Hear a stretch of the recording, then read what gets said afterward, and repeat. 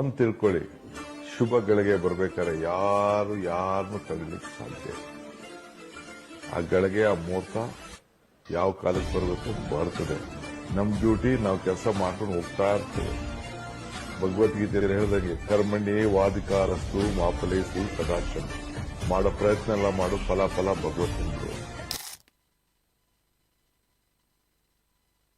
ವೀಕ್ಷಕರ ನಮಸ್ತೆ. ಇವತ್ತಿನ ಪ್ರೈಮ್ ಟೈಮ್ ಕಾರ್ಯಕ್ರಮಕ್ಕೆ ಸ್ವಾಗತ. ಸದ್ಯ ಇವತ್ತಿನ ಪ್ರೈಮ್ ಟೈಮ್ ಕಾರ್ಯಕ್ರಮದಲ್ಲಿ ನಾವು ಚರ್ಚೆ ಮಾಡ್ತಾ ಇರುವಂತಹ ವಿಚಾರ, ಜೊತೆಗೆ ನಮ್ಮ ರಾಜ್ಯ ಚರ್ಚೆ ಮಾಡ್ತಾ ಇರುವಂತಹ ವಿಚಾರ, ಇಡೀ ರಾಜ್ಯದ ರಾಜಕೀಯಕ್ಕೆ ಬಹಳ ದೊಡ್ಡ ಮಟ್ಟದ ತಿರುವು ಸಿಕ್ಕಿದೆ. ಬಹಳಷ್ಟು ತಿಂಗಳುಗಳಿಂದ ಈ ಒಂದು ಚರ್ಚೆ ನಡೀತಾನೆ ಇತ್ತು. ಯಾಕಂದ್ರೆ ಈ ಒಂದು ಸರ್ಕಾರ ರಚನೆಯಾದಂದಿನಿಂದ ಇಂದಿನವರೆಗೂ ಕೂಡ ಕರ್ನಾಟಕ ಕಾಂಗ್ರೆಸ್ನಲ್ಲಿ ಮುಖ್ಯಮಂತ್ರಿ 2 ಭಾಗಗಳಲ್ಲಿ ಆಗುತ್ತೆ ಅನ್ನುವಂಥದ್ದು. ಅಂದ್ರೆ 2.5 ವರ್ಷ ಒಬ್ರು ಮತ್ತು ಇನ್ನು 2.5 ವರ್ಷ ಇನ್ನೊಬ್ರು ಅನ್ನುವಂತಹ ಒಂದು ಅಗ್ರಿಮೆಂಟ್ ಆಗಿತ್ತು ಅನ್ನುವಂತಹ ವಿಚಾರ. ಇವೇ ಹಿನ್ನೆಲೆ ಬಹಳಷ್ಟು ಪಟ್ಟದ ಕುರ್ಚಿಗಾಗಿ, ರಾಜ್ಯಭಾರಕ್ಕಾಗಿ ಬಹಳಷ್ಟು ಟಗಫಾರ್ಗಳು ನಡೀತಾ ಇತ್ತು. ಅದಕ್ಕೆ ಇದೀಗ ಫೈನಲ್ ಆಗಿರುವಂತಹ, ಅಧಿಕೃತವಾಗಿರುವಂತಹ ಕ್ಲೈಮ್ಯಾಕ್ಸ್ ಸಿದ್ಧವಾಗಿದೆ. ಯಾಕಂದ್ರೆ ನಮ್ಮ ರಾಜ್ಯದ ಮುಖ್ಯಮಂತ್ರಿಯಾಗಿದ್ದಂತಹ ಸಿದ್ದರಾಮಯ್ಯನವರು ರಾಜೀನಾಮೆಯನ್ನ ನೀಡಿದ್ದಾರೆ. ಈ ಮೂಲಕ ಇಷ್ಟು ತಿಂಗಳುಗಳ ಕಾಲ ನಡೆದಿದ್ದಂತಹ ಕುರ್ಚಿಯ ಫೈಟ್ ಏನಿದೆ, ಇದಕ್ಕೆ ಬಹುತೇಕ ಕ್ಲೈಮ್ಯಾಕ್ಸ್ ಸಿಕ್ಕಿದೆ, ಇತಿಶ್ರೀ ಆಗಿದೆ. ಇವೆಲ್ಲದರ ಜೊತೆಗೆ ಇನ್ನು ಮುಂದಕ್ಕೆ DKC ಅವರು ನಮ್ಮ ರಾಜ್ಯದ ಮುಖ್ಯಮಂತ್ರಿಯಾಗಿ ಅವರು ಇನ್ನು ಮುಂದಕ್ಕೆ ಅಧಿಕಾರವನ್ನು ವಹಿಸಲಿಕ್ಕಿದ್ದಾರೆ ಅನ್ನುವಂಥದ್ದು ಬಹುತೇಕ ಖಚಿತ. ಇವೆಲ್ಲದರ ನಡುವೆ ಮುಖ್ಯಮಂತ್ರಿಯಾಗಿ ಸಿದ್ದರಾಮಯ್ಯನವರು ಎರಡನೇ ಬಾರಿಗೆ ಮುಖ್ಯಮಂತ್ರಿಯಾಗಿ ಅವರು ಆಯ್ಕೆಯಾಗಿದ್ದು, ಇವೆಲ್ಲ ಜೊತೆಗೆ ಈ ಹಿಂದೆಯೂ ಕೂಡ ಅವರು 2 ಬಾರಿ ಉಪಮುಖ್ಯಮಂತ್ರಿಯಾಗಿ ಕೂಡ ಇದ್ರು. ಸಮಾಜವಾದಿ ಪಕ್ಷದಿಂದ ಬಂದು ಅಹಿಂದ ನಾಯಕರಾಗಿ ಗುರುತಿಸಿಕೊಂಡು ನಮ್ಮ ಸಮಾಜದಲ್ಲಿ ಒಂದು ಉತ್ತಮ ನಾಯಕ ಅನ್ನುವಂಥ ನಿಟ್ಟಿನಲ್ಲಿ ಬಹಳಷ್ಟು ಪ್ರಶಂಸೆಗೆ ಪಾತ್ರವಾಗಿದ್ದಂತಹ ಒಬ್ಬ ನಾಯಕ ಅಥವಾ ಒಬ್ಬ ಮುಖ್ಯಮಂತ್ರಿ ಅಂತ ಬಂದಾಗ ಈ ರೀತಿ ಇರಬೇಕು, ಈ ರೀತಿ ಆಡಳಿತ ಮಾಡಬೇಕು ಅನ್ನುವಂಥ ನಿಟ್ಟಿನಲ್ಲಿ ನಮ್ಮ ರಾಜ್ಯಕ್ಕೆ ಮಾದರಿಯಾಗಿದ್ದಂತಹ ಸಿದ್ದರಾಮಯ್ಯನವರು ರಾಜೀನಾಮೆಯನ್ನು ನೀಡಿದ್ದಾರೆ. ಈ ಮೂಲಕ ಮತ್ತೊಂದು ಹಂತಕ್ಕೆ ರಾಜಕಾರಣ ಹೋಗಿದೆ. ಇವೆಲ್ಲದ ನಡುವೆ ಬಹಳಷ್ಟು ಚರ್ಚೆ ಆಗ್ತಾ ಇರುವಂತದ್ದು ಕರಾವಳಿಯಾದ್ಯಂತ. ಕರಾವಳಿಯ ಚಿತ್ತ ನಮ್ಮ ಉಳ್ಳಾಲದತ್ತ ಇದೆ.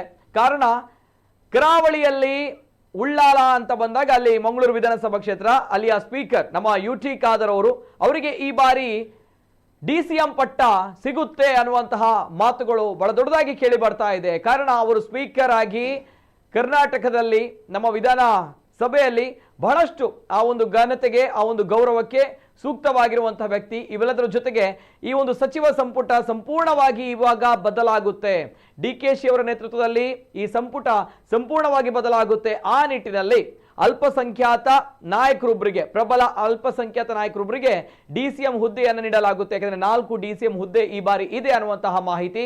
ಹಾಗಿದ್ದಾಗ ಖಾದರ್ ಅವರು ಈ ಬಾರಿ DCM ಆಗ್ತಾರಾ ಅನ್ನುವಂತಹ ಪ್ರಶ್ನೆಗಳ ನಡುವೆ ಅಷ್ಟಕ್ಕೂ ಕೂಡ ಇವತ್ತು ನಡೆದಿರುವಂತಹ ಒಂದು ಪ್ರಹಸನಗಳು, ಜೊತೆಗೆ ಮುಖ್ಯಮಂತ್ರಿ ಸಿದ್ದರಾಮಯ್ಯ ಅನ್ನುವಂಥದ್ದು ಇನ್ನು ಮುಂದಕ್ಕೆ ಮಾಜಿ ಮುಖ್ಯಮಂತ್ರಿ. ಸೊ ಹಾಗಿದ್ದಾಗ ಅವರ ಒಂದು ನಡೆ, ಆ ಒಂದು ಸಂಪೂರ್ಣವಾಗಿ ಡೀಟೇಲ್ಸ್ ಬರ್ತಾ ಇದೆ, ನೋಡ್ಕೊಂಬನ್ನಿ. ಕರ್ನಾಟಕ ಮುಖ್ಯಮಂತ್ರಿ ಸ್ಥಾನಕ್ಕೆ ಸಿದ್ದರಾಮಯ್ಯ ರಾಜೀನಾಮೆ. 2ನೇ ಅವಧಿಗೆ ಸಿಎಂ, ಒಟ್ಟು 8 ವರ್ಷಗಳ ಮುಖ್ಯಮಂತ್ರಿಯಾಗಿ ದಾಖಲೆ. ಕರ್ನಾಟಕ ಮುಖ್ಯಮಂತ್ರಿ ಸ್ಥಾನಕ್ಕೆ ಸಿಎಂ ಸಿದ್ದರಾಮಯ್ಯ ರಾಜೀನಾಮೆ ಸಲ್ಲಿಸಿದ್ದಾರೆ. ರಾಜ್ಯದಲ್ಲಿ 2ನೇ ಅವಧಿಗೆ ಸಿಎಂ ಆಗಿದ್ದ ಸಿದ್ದರಾಮಯ್ಯ ಒಟ್ಟು 8 ವರ್ಷಗಳ ಕಾಲ ಮುಖ್ಯಮಂತ್ರಿಯಾಗಿ ಅಧಿಕಾರ ನಡೆಸಿರುವ ದಾಖಲೆ ಬರೆದಿದ್ದಾರೆ. 1983ರಲ್ಲಿ ವಿಧಾನಸಭೆಗೆ ಪ್ರವೇಶಿಸಿದ್ದ ಅವರು 2 ಬಾರಿ ಉಪಮುಖ್ಯಮಂತ್ರಿಯಾಗಿ ವಿರೋಧ ಪಕ್ಷದ ನಾಯಕರಾಗಿಯೂ ಕಾರ್ಯನಿರ್ವಹಿಸಿದ್ದಾರೆ. ಸಮಾಜವಾದಿ ಹಿನ್ನೆಲೆಯಿಂದ ಬಂದ ಸಿದ್ದರಾಮಯ್ಯ ಅಹಿಂದ ವರ್ಗಗಳ ಪ್ರಮುಖ ನಾಯಕರಾಗಿ ಗುರುತಿಸಿಕೊಂಡವರು. ಸಿದ್ದರಾಮಯ್ಯ ರಾಜಕೀಯದ ಹಾದಿ. ಮೈಸೂರಿನ ಸಿದ್ದರಾಮನಹುಂಡಿಯವರಾದ ಸಿದ್ದರಾಮಯ್ಯನವರು 1983ರಲ್ಲಿ ಮೊದಲ ಬಾರಿಗೆ ಪಕ್ಷೇತರರಾಗಿ ಚಾಮುಂಡೇಶ್ವರಿ ಕ್ಷೇತ್ರದಿಂದ ಸ್ಪರ್ಧಿಸಿ ಗೆಲುವು ಸಾಧಿಸಿದ್ದರು. ಜನತಾ ಪಕ್ಷದ ಸರ್ಕಾರದಲ್ಲಿ ಕನ್ನಡ ಮತ್ತು ಸಂಸ್ಕೃತಿ, ಪಶುಸಂಗೋಪನೆ ಮುಂತಾದ ಖಾತೆಗಳನ್ನು ನಿರ್ವಹಿಸಿದ್ದರು. JH ಪಟೇಲ್ ಮತ್ತು ಧರಮ್ ಸಿಂಗ್ ಅವರ ಸರ್ಕಾರಗಳಲ್ಲಿ ರಾಜ್ಯದ ಉಪಮುಖ್ಯಮಂತ್ರಿಯಾಗಿ ಸೇವೆ ಸಲ್ಲಿಸಿದ್ದಾರೆ. 2008ರಿಂದ 2013 ಮತ್ತು 2019ರಿಂದ 2023ರ ಅವಧಿಯಲ್ಲಿದ್ದ ಬಿಜೆಪಿ ಸರ್ಕಾರಗಳ ಅವಧಿಯಲ್ಲಿ ವಿಪಕ್ಷ ನಾಯಕನಾಗಿ ಕೆಲಸ. 2013ರಿಂದ 2018 ಮತ್ತು 2023ರಿಂದ ಇಂದಿನವರೆಗೆ ಕಾಂಗ್ರೆಸ್ ನೇತೃತ್ವದ ರಾಜ್ಯ ಸರ್ಕಾರದ ಮುಖ್ಯಮಂತ್ರಿಯಾಗಿ ಸುದೀರ್ಘ ಸೇವೆ. 9 ಬಾರಿ ವಿಧಾನಸಭೆಗೆ ಪ್ರವೇಶ. ಸಿದ್ದರಾಮಯ್ಯ ಅವರು ತಮ್ಮ ರಾಜಕೀಯ ಜೀವನದಲ್ಲಿ ಒಟ್ಟು 9 ಬಾರಿ ಕರ್ನಾಟಕ ವಿಧಾನಸಭೆಗೆ ಶಾಸಕರಾಗಿ ಆಯ್ಕೆಯಾಗಿದ್ದಾರೆ. 1983ರಲ್ಲಿ ಚಾಮುಂಡೇಶ್ವರಿ ಕ್ಷೇತ್ರ ಪಕ್ಷೇತರ ಅಭ್ಯರ್ಥಿಯಾಗಿ, 1985ರಲ್ಲಿ ಚಾಮುಂಡೇಶ್ವರಿ ಕ್ಷೇತ್ರ ಜನತಾ ಪಕ್ಷದಿಂದ, 1994ರಲ್ಲಿ ಚಾಮುಂಡೇಶ್ವರಿ ಕ್ಷೇತ್ರ ಜನತಾ ದಳದಿಂದ, 2004ರಲ್ಲಿ ಚಾಮುಂಡೇಶ್ವರಿ ಕ್ಷೇತ್ರ ಜೆಡಿಎಸ್ ಅಭ್ಯರ್ಥಿಯಾಗಿ, ಇನ್ನು 2006ರ ಉಪಚುನಾವಣೆಯಲ್ಲಿ ಚಾಮುಂಡೇಶ್ವರಿ ಕ್ಷೇತ್ರದಿಂದ ಗೆಲುವು ದಾಖಲಿಸಿದ್ದಾರೆ. 2008, 2013 ವರುಣಾ ಕ್ಷೇತ್ರ ಕಾಂಗ್ರೆಸ್ನಿಂದ, 2018ರಲ್ಲಿ ಬಾದಾಮಿ ಕ್ಷೇತ್ರ ಕಾಂಗ್ರೆಸ್ ಅಭ್ಯರ್ಥಿಯಾಗಿ, ಇನ್ನು 2023ರಲ್ಲಿ ಪುನಃ ವರುಣಾ ಕ್ಷೇತ್ರದಿಂದ ಕಾಂಗ್ರೆಸ್ನಿಂದಲೇ ಸ್ಪರ್ಧಿಸಿ ಗೆದ್ದಿದ್ದರು. ರಾಜಕೀಯ ತಿರುವು. ಜೆಡಿಎಸ್ನಲ್ಲಿ ವಿವಿಧ ಜವಾಬ್ದಾರಿ ನಿರ್ವಹಿಸಿದ ಸಿದ್ದರಾಮಯ್ಯ ಎಚ್.ಡಿ. ದೇವೇಗೌಡರ ಜೊತೆಗಿನ ಭಿನ್ನಾಭಿಪ್ರಾಯದ ಕಾರಣ 2005ರಲ್ಲಿ ಅವರನ್ನ ಪಕ್ಷದಿಂದ ಹೊರಹಾಕಲಾಗಿತ್ತು. ಆ ಬಳಿಕ ಬೆಂಗಳೂರಿನಲ್ಲಿ ಸೋನಿಯಾ ಗಾಂಧಿ ಸಮ್ಮುಖದಲ್ಲಿ ಸಿದ್ದರಾಮಯ್ಯ ಕಾಂಗ್ರೆಸ್ ಸೇರಿದ್ದರು. 2006ರ ಉಪಚುನಾವಣೆ ಕಾಂಗ್ರೆಸ್ನಿಂದ ವರುಣಾ ಕ್ಷೇತ್ರದಲ್ಲಿ ಸ್ಪರ್ಧಿಸಿದ ಇವರು ಜೆಡಿಎಸ್ ಅಭ್ಯರ್ಥಿ ವಿರುದ್ಧ ಗೆದ್ದು ಬೀಗಿದ್ದರು. 2008ರ ರಾಜ್ಯ ವಿಧಾನಸಭಾ ಚುನಾವಣೆಯಲ್ಲಿಯೂ ಮರು ಆಯ್ಕೆಯಾಗಿದ್ದರು. 2013ರಲ್ಲಿಯೂ ಇದೇ ಕ್ಷೇತ್ರದಿಂದ ಗೆದ್ದು ರಾಜ್ಯದ ಸಿಎಂ ಆಗಿ ಅಧಿಕಾರ ಸ್ವೀಕರಿಸಿದ್ದರು. ಆ ಬಳಿಕ 2018ರಲ್ಲಿ ಸ್ಪರ್ಧಿಸಿದ್ದ ಚಾಮುಂಡೇಶ್ವರಿ ಮತ್ತು ಬಾದಾಮಿ ಕ್ಷೇತ್ರಗಳ ಪೈಕಿ ಬಾದಾಮಿಯಲ್ಲಿ ಬಿಜೆಪಿಯ ಶ್ರೀರಾಮುಲು ವಿರುದ್ಧ ಅಲ್ಪ ಅಂತರದ ಗೆಲುವು ದಾಖಲಿಸಿದ್ದರು. ಬಳಿಕ 2023ರ ಚುನಾವಣೆಯಲ್ಲಿ ಪುನಃ ವರುಣಾ ಕ್ಷೇತ್ರದಿಂದಲೇ ಸ್ಪರ್ಧಿಸಿ ಗೆಲುವಿನ ನಗೆ ಬೀರುವ ಮೂಲಕ ರಾಜ್ಯದಲ್ಲಿ ಪ್ರಚಂಡ ಗೆಲುವು ಸಾಧಿಸಿದ್ದ ಕಾಂಗ್ರೆಸ್ ನೇತೃತ್ವದ ರಾಜ್ಯ ಸರ್ಕಾರದ ಮುಖ್ಯಮಂತ್ರಿಯಾಗಿ ಮೇ 20ರಂದು ಪ್ರಮಾಣ ವಚನ ಸ್ವೀಕರಿಸಿದ್ದರು. ಇದು ಅಹಿಂದ ನಾಯಕ, ಜೊತೆಗೆ ನಮ್ಮ ಸಾಮಾಜಿಕ ನ್ಯಾಯದ ಹರಿಕಾರ ಅನ್ನುವಂಥದ್ದು ಇವರನ್ನು ಹೇಳ್ತಾರೆ. ಯಾಕಂದರೆ ಇವರು ನಾಯಕರಾಗಿ ಮುಖ್ಯಮಂತ್ರಿಯಾಗಿ ನಿಭಾಯಿಸಿದಂತಹ ರೀತಿ ಅಂಥದ್ದು ಅನ್ನೋದು. ಯಾಕಂದರೆ ಸಂಕಷ್ಟದ ಪರಿಸ್ಥಿತಿಯಲ್ಲೂ ಕೂಡ ರಾಜ್ಯವನ್ನು ಈ ಒಂದು 5 ಉಚಿತ ಭಾಗ್ಯಗಳು ಇವೆಲ್ಲದ ನಡುವೆ ಆ ಒಂದು ರಾಜ್ಯವನ್ನು ನಡೆಸಿದಂತಹ ಕೀರ್ತಿ ಸಿದ್ದರಾಮಯ್ಯವರಿಗೆ ಸಲ್ಲುತ್ತೆ. ಈ ಮೂಲಕ ಒಬ್ಬ ಅಹಿಂದ ನಾಯಕನ ಒಂದು ದೊಡ್ಡ ಮಟ್ಟದ ರಾಜ್ಯಭಾರ ಬಹುಶಃ ಕೊನೆಯಾಗುತ್ತಾ ಬಂದಿದೆ ಅನ್ನುವಂಥದ್ದು. ಇವೆಲ್ಲದರ ಜೊತೆಗೆ ಇನ್ನು ಮುಂದಕ್ಕೆ DK ಅವರು ಕರ್ನಾಟಕ ರಾಜ್ಯದ ರಾಜ್ಯಭಾರವನ್ನು ಮಾಡಲಿಕ್ಕೆ ರೆಡಿಯಾಗಿದ್ದಾರೆ. ಇವೆಲ್ಲದರ ಜೊತೆಗೆ ಸಚಿವ ಸಂಪುಟದಲ್ಲಿ ಯಾರ್ಯಾರಿಗೆ ಸ್ಥಾನ ಸಿಗುತ್ತೆ, ಇವೆಲ್ಲದರ ನಡುವೆ DK ಅವರ ಹೊಸ ಸಚಿವ ಸಂಪುಟದಲ್ಲಿ ನಮ್ಮ UT ಖಾದರ್ ಅವರಿಗೆ DCM ಪಟ್ಟ ಸಿಗುತ್ತೆ ಅನ್ನುವಂತಹ ಮಾತುಗಳು. ಅದೇನೇ ಇರಲಿ, ಚರ್ಚೆಯನ್ನು ಮಾಡಬೇಕು. ಜೊತೆಗೆ ಇವತ್ತಿನ ಕಾರ್ಯಕ್ರಮದಲ್ಲಿ ಅತಿಥಿಗಳು ಜಾಯಿನ್ ಆಗಿದ್ದಾರೆ. ಆತ್ಮೀಯವಾದಂಥ ಸ್ವಾಗತವನ್ನು ಮಾಡ್ತಾ ಇದ್ದೇನೆ. ಮೊದಲನೇದಾಗಿ ನಮ್ಮ ಜೊತೆ ಇವತ್ತಿನ ಕಾರ್ಯಕ್ರಮದಲ್ಲಿ ಕಾಂಗ್ರೆಸ್ ವಕ್ತಾರರು ದಿನೇಶ್ ಗುಂಪಾಲ್ ಅವರು ಇದ್ದಾರೆ. ಆತ್ಮೀಯವಾದಂಥ ಸ್ವಾಗತ ದಿನೇಶ್ ಗುಂಪಾಲ್ ಅವರಿಗೆ. ನಮಸ್ತೆ ಸರ್. ಅದೇ ರೀತಿ ನಮ್ಮ ಜೊತೆ ಇವತ್ತಿನ ಕಾರ್ಯಕ್ರಮದಲ್ಲಿ ರಾಜಕೀಯ ವಿಶ್ಲೇಷಕರು, ಹಿರಿಯ ಪತ್ರಕರ್ತರು ಜಿತೇಂದ್ರ ಕುಂದೇಶ್ವರ್ ಅವರು ಇದ್ದಾರೆ. ಆತ್ಮೀಯವಾದಂಥ ಸ್ವಾಗತ ಸರ್, ತಮಗೂ ಕೂಡ ನಮಸ್ತೆ ಸರ್. ಇಬ್ಬರು ಅತಿಥಿಗಳು ಕೂಡ ಕಾರ್ಯಕ್ರಮದಲ್ಲಿ ಜಾಯಿನ್ ಆಗಿದ್ದಾರೆ. ಜೊತೆಗೆ ತಮ್ಮ ಅಭಿಪ್ರಾಯ, ತಮ್ಮ ಅಭಿವ್ಯಕ್ತಿ ಸ್ವಾತಂತ್ರ್ಯ ಅದು ಕೂಡ ಮುಕ್ತವಾದಂಥ ಅವಕಾಶ ಇದೆ. ಯಾಕಂದರೆ ಬಹಳಷ್ಟು ಜನರು ಕೇಳ್ತಾ ಇದ್ದದ್ದು ಇಷ್ಟೇ, ನಮ್ಮ ಜಿಲ್ಲೆಗೆ, ಅದರಲ್ಲೂ ಕೂಡ ದಕ್ಷಿಣ ಕನ್ನಡ ಕರಾವಳಿ ಭಾಗಕ್ಕೆ ಒಂದು ದೊಡ್ಡ ಮಟ್ಟದ ಹುದ್ದೆ ಸಿಗಬೇಕು ಅನ್ನುವಂಥದ್ದು. ಆದರೆ ಇಲ್ಲಿ ಕಾಂಗ್ರೆಸ್ ಅನ್ನುವಂಥದ್ದು ಬಹಳಷ್ಟು ಕಡಿಮೆ. ಈಗ 2 ಸೀಟ್ಗಳಿರುವಂಥದ್ದು, ಅದು ಒಂದು ಪುತ್ತೂರು ಮತ್ತೊಂದು ಉಳ್ಳಾಲ, ಮಂಗಳೂರು ವಿಧಾನಸಭಾ ಕ್ಷೇತ್ರ. ಅಲ್ಲೂ ಕೂಡ ಇದ್ದಾಗ DCM ಪಟ್ಟ ಸಿಕ್ಕರೆ ಬಹಳಷ್ಟು ಒಂದು ಜಾಕ್ಪಾಟ್ ತರ ನಮ್ಮ ಕರಾವಳಿಗರಿಗೆ, ನಮ್ಮ ತುಳುನಾಡಿಗೆ ಅನ್ನುವಂಥದ್ದು. ಯಾಕಂದ್ರೆ ಸ್ಪೀಕರ್ ಅನ್ನುವಂಥ ದೊಡ್ಡ ಹುದ್ದೆಯನ್ನ ಖಾದರ್ ಅವರು ಅದ್ಭುತವಾಗಿ ನಿಭಾಯಿಸಿದ್ದಾರೆ. ಬಹಳ ಜನರು ಹೇಳ್ತಾ ಇದ್ರು ಸ್ಪೀಕರ್ ಆದ್ಮೇಲೆ ಅವರಿಗೆ ತದನಂತರ ಪ್ರಮೋಷನ್ ಸಿಗಲ್ಲ, ಅಲ್ಲಿಗೆ ಅವರ ರಾಜಕೀಯ ಭವಿಷ್ಯ ಕೊನೆಯಾಗುತ್ತೆ ಅನ್ನುವಂಥದ್ದು. ಆದ್ರೆ UT ಖಾದರ್ ಎಲ್ಲದಕ್ಕೂ ಕೂಡ ವಿರೋಧವಾಗಿರುವಂತಹ ವ್ಯಕ್ತಿ, ಅದನ್ನ ಬದಲಾವಣೆ ಮಾಡಿ ತೋರಿಸಿದಂತಹ ವ್ಯಕ್ತಿ. ಬಹುಶಃ ಈ ಬಾರಿ DCM ಹುದ್ದೆ ಸಿಕ್ಕರೆ ಕರಾವಳಿಗರಿಗೆ ಬಹಳಷ್ಟು ಖುಷಿಯ ಸಂಗತಿ. ಅದೇ ಇರಲಿ, ನಾನು ನೇರವಾಗಿ ಸಿದ್ದರಾಮಯ್ಯ ಎನ್ನುವಂತಹ ಒಬ್ಬ ಅದ್ಭುತವಾಗಿರುವಂತಹ ನಾಯಕ, ಇದು ರಾಜಕೀಯ ಹೊರತಾಗಿಯೂ ಕೂಡ ಹೇಳಿದ್ರೆ ಒಬ್ಬ ಒಳ್ಳೆಯ ನಾಯಕ. ಅಂದ್ರೆ ಅಡ್ಮಿನಿಸ್ಟ್ರೇಷನ್ ಪವರ್ ಅನ್ನುವಂಥದ್ದು, ಆ ಲೆವೆಲ್ ಅನ್ನುವಂಥದ್ದು, ಮಾಡಿದಂತಹ ರೀತಿ ಬಹಳಷ್ಟು ಗೊತ್ತಿದೆ, ನಮ್ಮ ರಾಜ್ಯವು ಕೂಡ ನೋಡಿದೆ. ಹಾಗಾಗಿ ಅವರು 2ನೇ ಬಾರಿಗೂ ಕೂಡ CM ಆಗಿ ಆಯ್ಕೆಯಾಗಿದ್ದಾರೆ. ಇವೆಲ್ಲ ಜೊತೆಗೆ ನಾನು ನೇರವಾಗಿ ಫಸ್ಟ್ ಸೆಕ್ಷನ್ ಹೋಗ್ತಾ ಇರುವಂಥದ್ದು. ಸರ್, ಜಿತೇಂದ್ರ ಕುಂದೇಶ್ ಅವರು ಸಿದ್ದರಾಮಯ್ಯ ಅನ್ನುವಂತಹ ಒಬ್ಬ ನಾಯಕ, ಯಡಿಯೂರಪ್ಪ ಅನ್ನುವಂತಹ ಒಬ್ಬ ನಾಯಕ, ಸೊ ಈ ರೀತಿ ಇದ್ರು. ಈಗ ಸಿದ್ದರಾಮಯ್ಯನವರು ಕೂಡ ಅದೇ ಹಾದಿಯಲ್ಲಿ ನಮಗೆ ನೆನಪಿಸಿಕೊಳ್ಳುವಂತಹ ಪರಿಸ್ಥಿತಿ ಬಂದಿದೆ. Sir, first section. 2 ವಿಭಿನ್ನ ಮಜಲುಗಳು, 2 ನಾಯಕರು, 2 ನಾಯಕರ ವಿದಾಯ, ಮತ್ತೆ ರಾಜಕೀಯದ ಆರಂಭ ಮತ್ತು ಅಂತ್ಯ. ಇದನ್ನೆಲ್ಲ ನಾವು ವಿಶ್ಲೇಷಣೆ ಮಾಡುವಾಗ ಯಡಿಯೂರಪ್ಪನವರದು ಒಂದು ಆ ಸಂದರ್ಭದಲ್ಲಿ ಆಗಿರುವಂಥದ್ದು ಒಂದು ಬಹುದೊಡ್ಡ ದುರಂತ. ಮತ್ತು ಅವರು ಕೂಡ ಅಷ್ಟೇ ಏನು ಹಿಂದಿನ ಸಾಲಿಗೆ ಸರಿದ್ರು, ಆಮೇಲೆ KJP ಕಟ್ಟಿದ್ರು. ಬಟ್ ನಮ್ಮ ಸಿದ್ದರಾಮಯ್ಯ ಅವರು ಈಗ ರಾಜ್ಯಸಭೆಗೆ ಒಂದು ವೇಳೆ ಹೋಗಿದ್ದಿದ್ರೆ ಅಲ್ಲಿಗೆ ಏನೋ ಒಂದು ಏನಾದರೂ ಒಂದು ಇಲ್ಲಿ ಕರ್ನಾಟಕದಲ್ಲಿ DKಶಿ ಆಡಳಿತ ಒಂದು ಸುಭದ್ರ ಆಡಳಿತ ಕೊಡಬಹುದು ಅಂತ ಅನಿಸ್ತಾ ಇದೆ. ವಿರೋಧ ಪಕ್ಷದ ಮೇಲೆ ವಿಶ್ವಾಸ ಇಲ್ಲ, ಅಂದ್ರೆ ಅದನ್ನು ಅಸ್ಥಿರಗೊಳಿಸ್ತದೆ ಎನ್ನುವಂಥದ್ದು. ಆದರೆ ಒಂದು ವೇಳೆ ಸಿದ್ದರಾಮಯ್ಯ ಅಲ್ಲೇ ಎರಡನೇ ಸಾಲಿನಲ್ಲೋ ಹಿಂದಿನ ಸಾಲಿನಲ್ಲೋ ಕುಳಿತು DKಶಿ ಇವರ ಇದನ್ನ ವಿಚಾರಗಳನ್ನೆಲ್ಲ ಅವಲೋಕನ ಮಾಡ್ತಾ ಎಲ್ಲಿಯಾದರೂ ಅವರ ಜತೆಗಿದ್ದವರಿಗೆ ಅನ್ಯಾಯಗಳಾದರೆ ಅಥವಾ ಅವರ ಕ್ಯಾಬಿನೆಟ್ ಹಿಂದೆ ಇದ್ದವರಿಗೆ ಅಥವಾ ಅವರ ಬೆಂಬಲಿಗರಿಗೆ ಏನಾದರೂ ಸಮಸ್ಯೆಗಳಾದರೆ ರಾಜಕೀಯದ ಏಟು ಸಿಕ್ಕಾಪಟ್ಟೆ ಸ್ಟ್ರಾಂಗ್ ಇರಬಹುದು. ಹಾಗಾಗಿ ಸಿದ್ದರಾಮಯ್ಯ ಮೇಲೆ ರಾಜ್ಯಸಭೆಗೆ ಹೋಗುವಂಥದ್ದು ಕರ್ನಾಟಕದ DKಶಿ ಅಥವಾ ಕರ್ನಾಟಕ ಸರ್ಕಾರಕ್ಕೆ ಒಳ್ಳೆಯದು, ಕರ್ನಾಟಕ ಪಕ್ಷಕ್ಕೂ ಒಳ್ಳೆಯದು. ಇವನ್ ಸಿದ್ದರಾಮಯ್ಯ ಈ ಮಧ್ಯದಲ್ಲೇ ಬಿಟ್ಟಿರೋದು ಕರ್ನಾಟಕ ಇದು ಕಾಂಗ್ರೆಸ್ಗೆ ಸ್ವಲ್ಪ ಹಿನ್ನಡೆ, ಅದರಲ್ಲಿ ಎರಡು ಮಾತಿಲ್ಲ. ಯಾಕೆ ಹೇಳಿದರೆ ಅವರದೇ ನೇತೃತ್ವದಲ್ಲಿ ಆದರೆ ಏನೋ ಸ್ವಲ್ಪ ಇಂಪ್ರೂವ್ಮೆಂಟ್ ಮಾಡ್ಲಿಕ್ಕೆ DKಶಿ ಕೈ ಜೋಡಿಸಿದ್ರೆ ಇಂಪ್ರೂವ್ಮೆಂಟ್ ಮಾಡ್ಲಿಕ್ಕೆ ಏನಾದರೂ ಅವಕಾಶ ಇದ್ರೆ ಅಲ್ಲ ಗೆಲ್ತದೆ ಅಂತ ಹೇಳಲಿಕ್ಕೆ ಆಗುದಿಲ್ಲ. ಇದೀಗ ಇವರಿಬ್ಬರು ಏನೋ ಒಂದಕ್ಕೊಂದು ಒಳಗಡೆಯಿಂದ ಏನಾದರೂ ಸಮಸ್ಯೆ ತಾಕಲಾಟಗಳು ನಡೆದರೆ ಅಥವಾ ಒಂದು ಕುರುಬರ ಒಂದು ಅಹಿಂದ ಎಲ್ಲ ಒಂದು ವರ್ಗ ಇದೆ, ಅದು ಸಿದ್ದರಾಮಯ್ಯರನ್ನ ಅವರ ಕೈ ತೋರಿಸಿದ್ರೆ ಅಥವಾ ಅವರ ಕಣ್ಣಿನ ಭಾವನೆಗಳನ್ನು ಅರ್ಥ ಮಾಡಿಕೊಳ್ಳುವಂತ ಸಾಮರ್ಥ್ಯ ಇರುವಂತ ಒಂದು ನಾಯಕ ಅವರು. ಅಷ್ಟು ಜನಪ್ರೀತಿಯನ್ನು ಹೊಂದಿದ್ದಾರೆ ಅವರ ವರ್ಗದಲ್ಲಿ. ಹಾಗಾಗಿ ಅವರು ಏನಾದರೂ ಅವರು ನೋವು ಆಯ್ತು ಎನ್ನುವಂತ ಅವರು ಮಾತಾಡಿದ್ರೆ ಅವರಿಗೆ ನೋವಾಗಿದೆ ಎನ್ನುವಂತ ವಿಚಾರ 2 ವರ್ಷಗಳವರೆಗೆ ಮುಂದುವರಿದರೆ, ಅವರು ಇಲ್ಲೇ ಇದ್ದು ಮುಂದುವರಿದರೆ ಆಗ ಇದು ನುಂಗಲಾರದ ತುತ್ತು ಏನು ಕಾಂಗ್ರೆಸ್ ಪಕ್ಷಕ್ಕೆ ಮತ್ತು ಕಾಂಗ್ರೆಸ್ ಸರ್ಕಾರಕ್ಕೆ ಮತ್ತು DKಶಿ ಇವರಿಗೂ ಕೂಡ. ಆದರೂ ಕೂಡ ಈ ಹಂತದಲ್ಲಿ ಏನು ಸಿದ್ದರಾಮಯ್ಯ ಅವರು ಸ್ಪಷ್ಟವಾಗಿ 2.5 ವರ್ಷದ ಹಿಂದೆ 3 ವರ್ಷದ ಹಿಂದೆ ಅಲ್ಲಿ ಏನು ನಮಗೆ ಬಿಟ್ಕೊಡೋದು ಅಂತ ಪೂರ್ವ ನಿರ್ಧಾರ ಆಗಿತ್ತು ಆವತ್ತು ಅಂತ ಹೇಳಿದ್ರಿಂದಾಗಿ ಒಂದು ಆಕ್ರೋಶ, ಒಂದು ಸಿಂಪತಿ ಅಷ್ಟೇನು ಬರುವುದಿಲ್ಲ ಬಾಯಿ ಬಿಟ್ಟದ್ರಿಂದ. ಮತ್ತೆ ಸಿದ್ದರಾಮಯ್ಯ ಅವರು ಅವರ ಬಾಡಿ ಲ್ಯಾಂಗ್ವೇಜ್ಗಳನ್ನು ನೋಡುವಾಗ ಈಗ 8 ವರ್ಷ ಮುಖ್ಯಮಂತ್ರಿಯಾಗಿ ನೋಡಿದ್ದಾರೆ.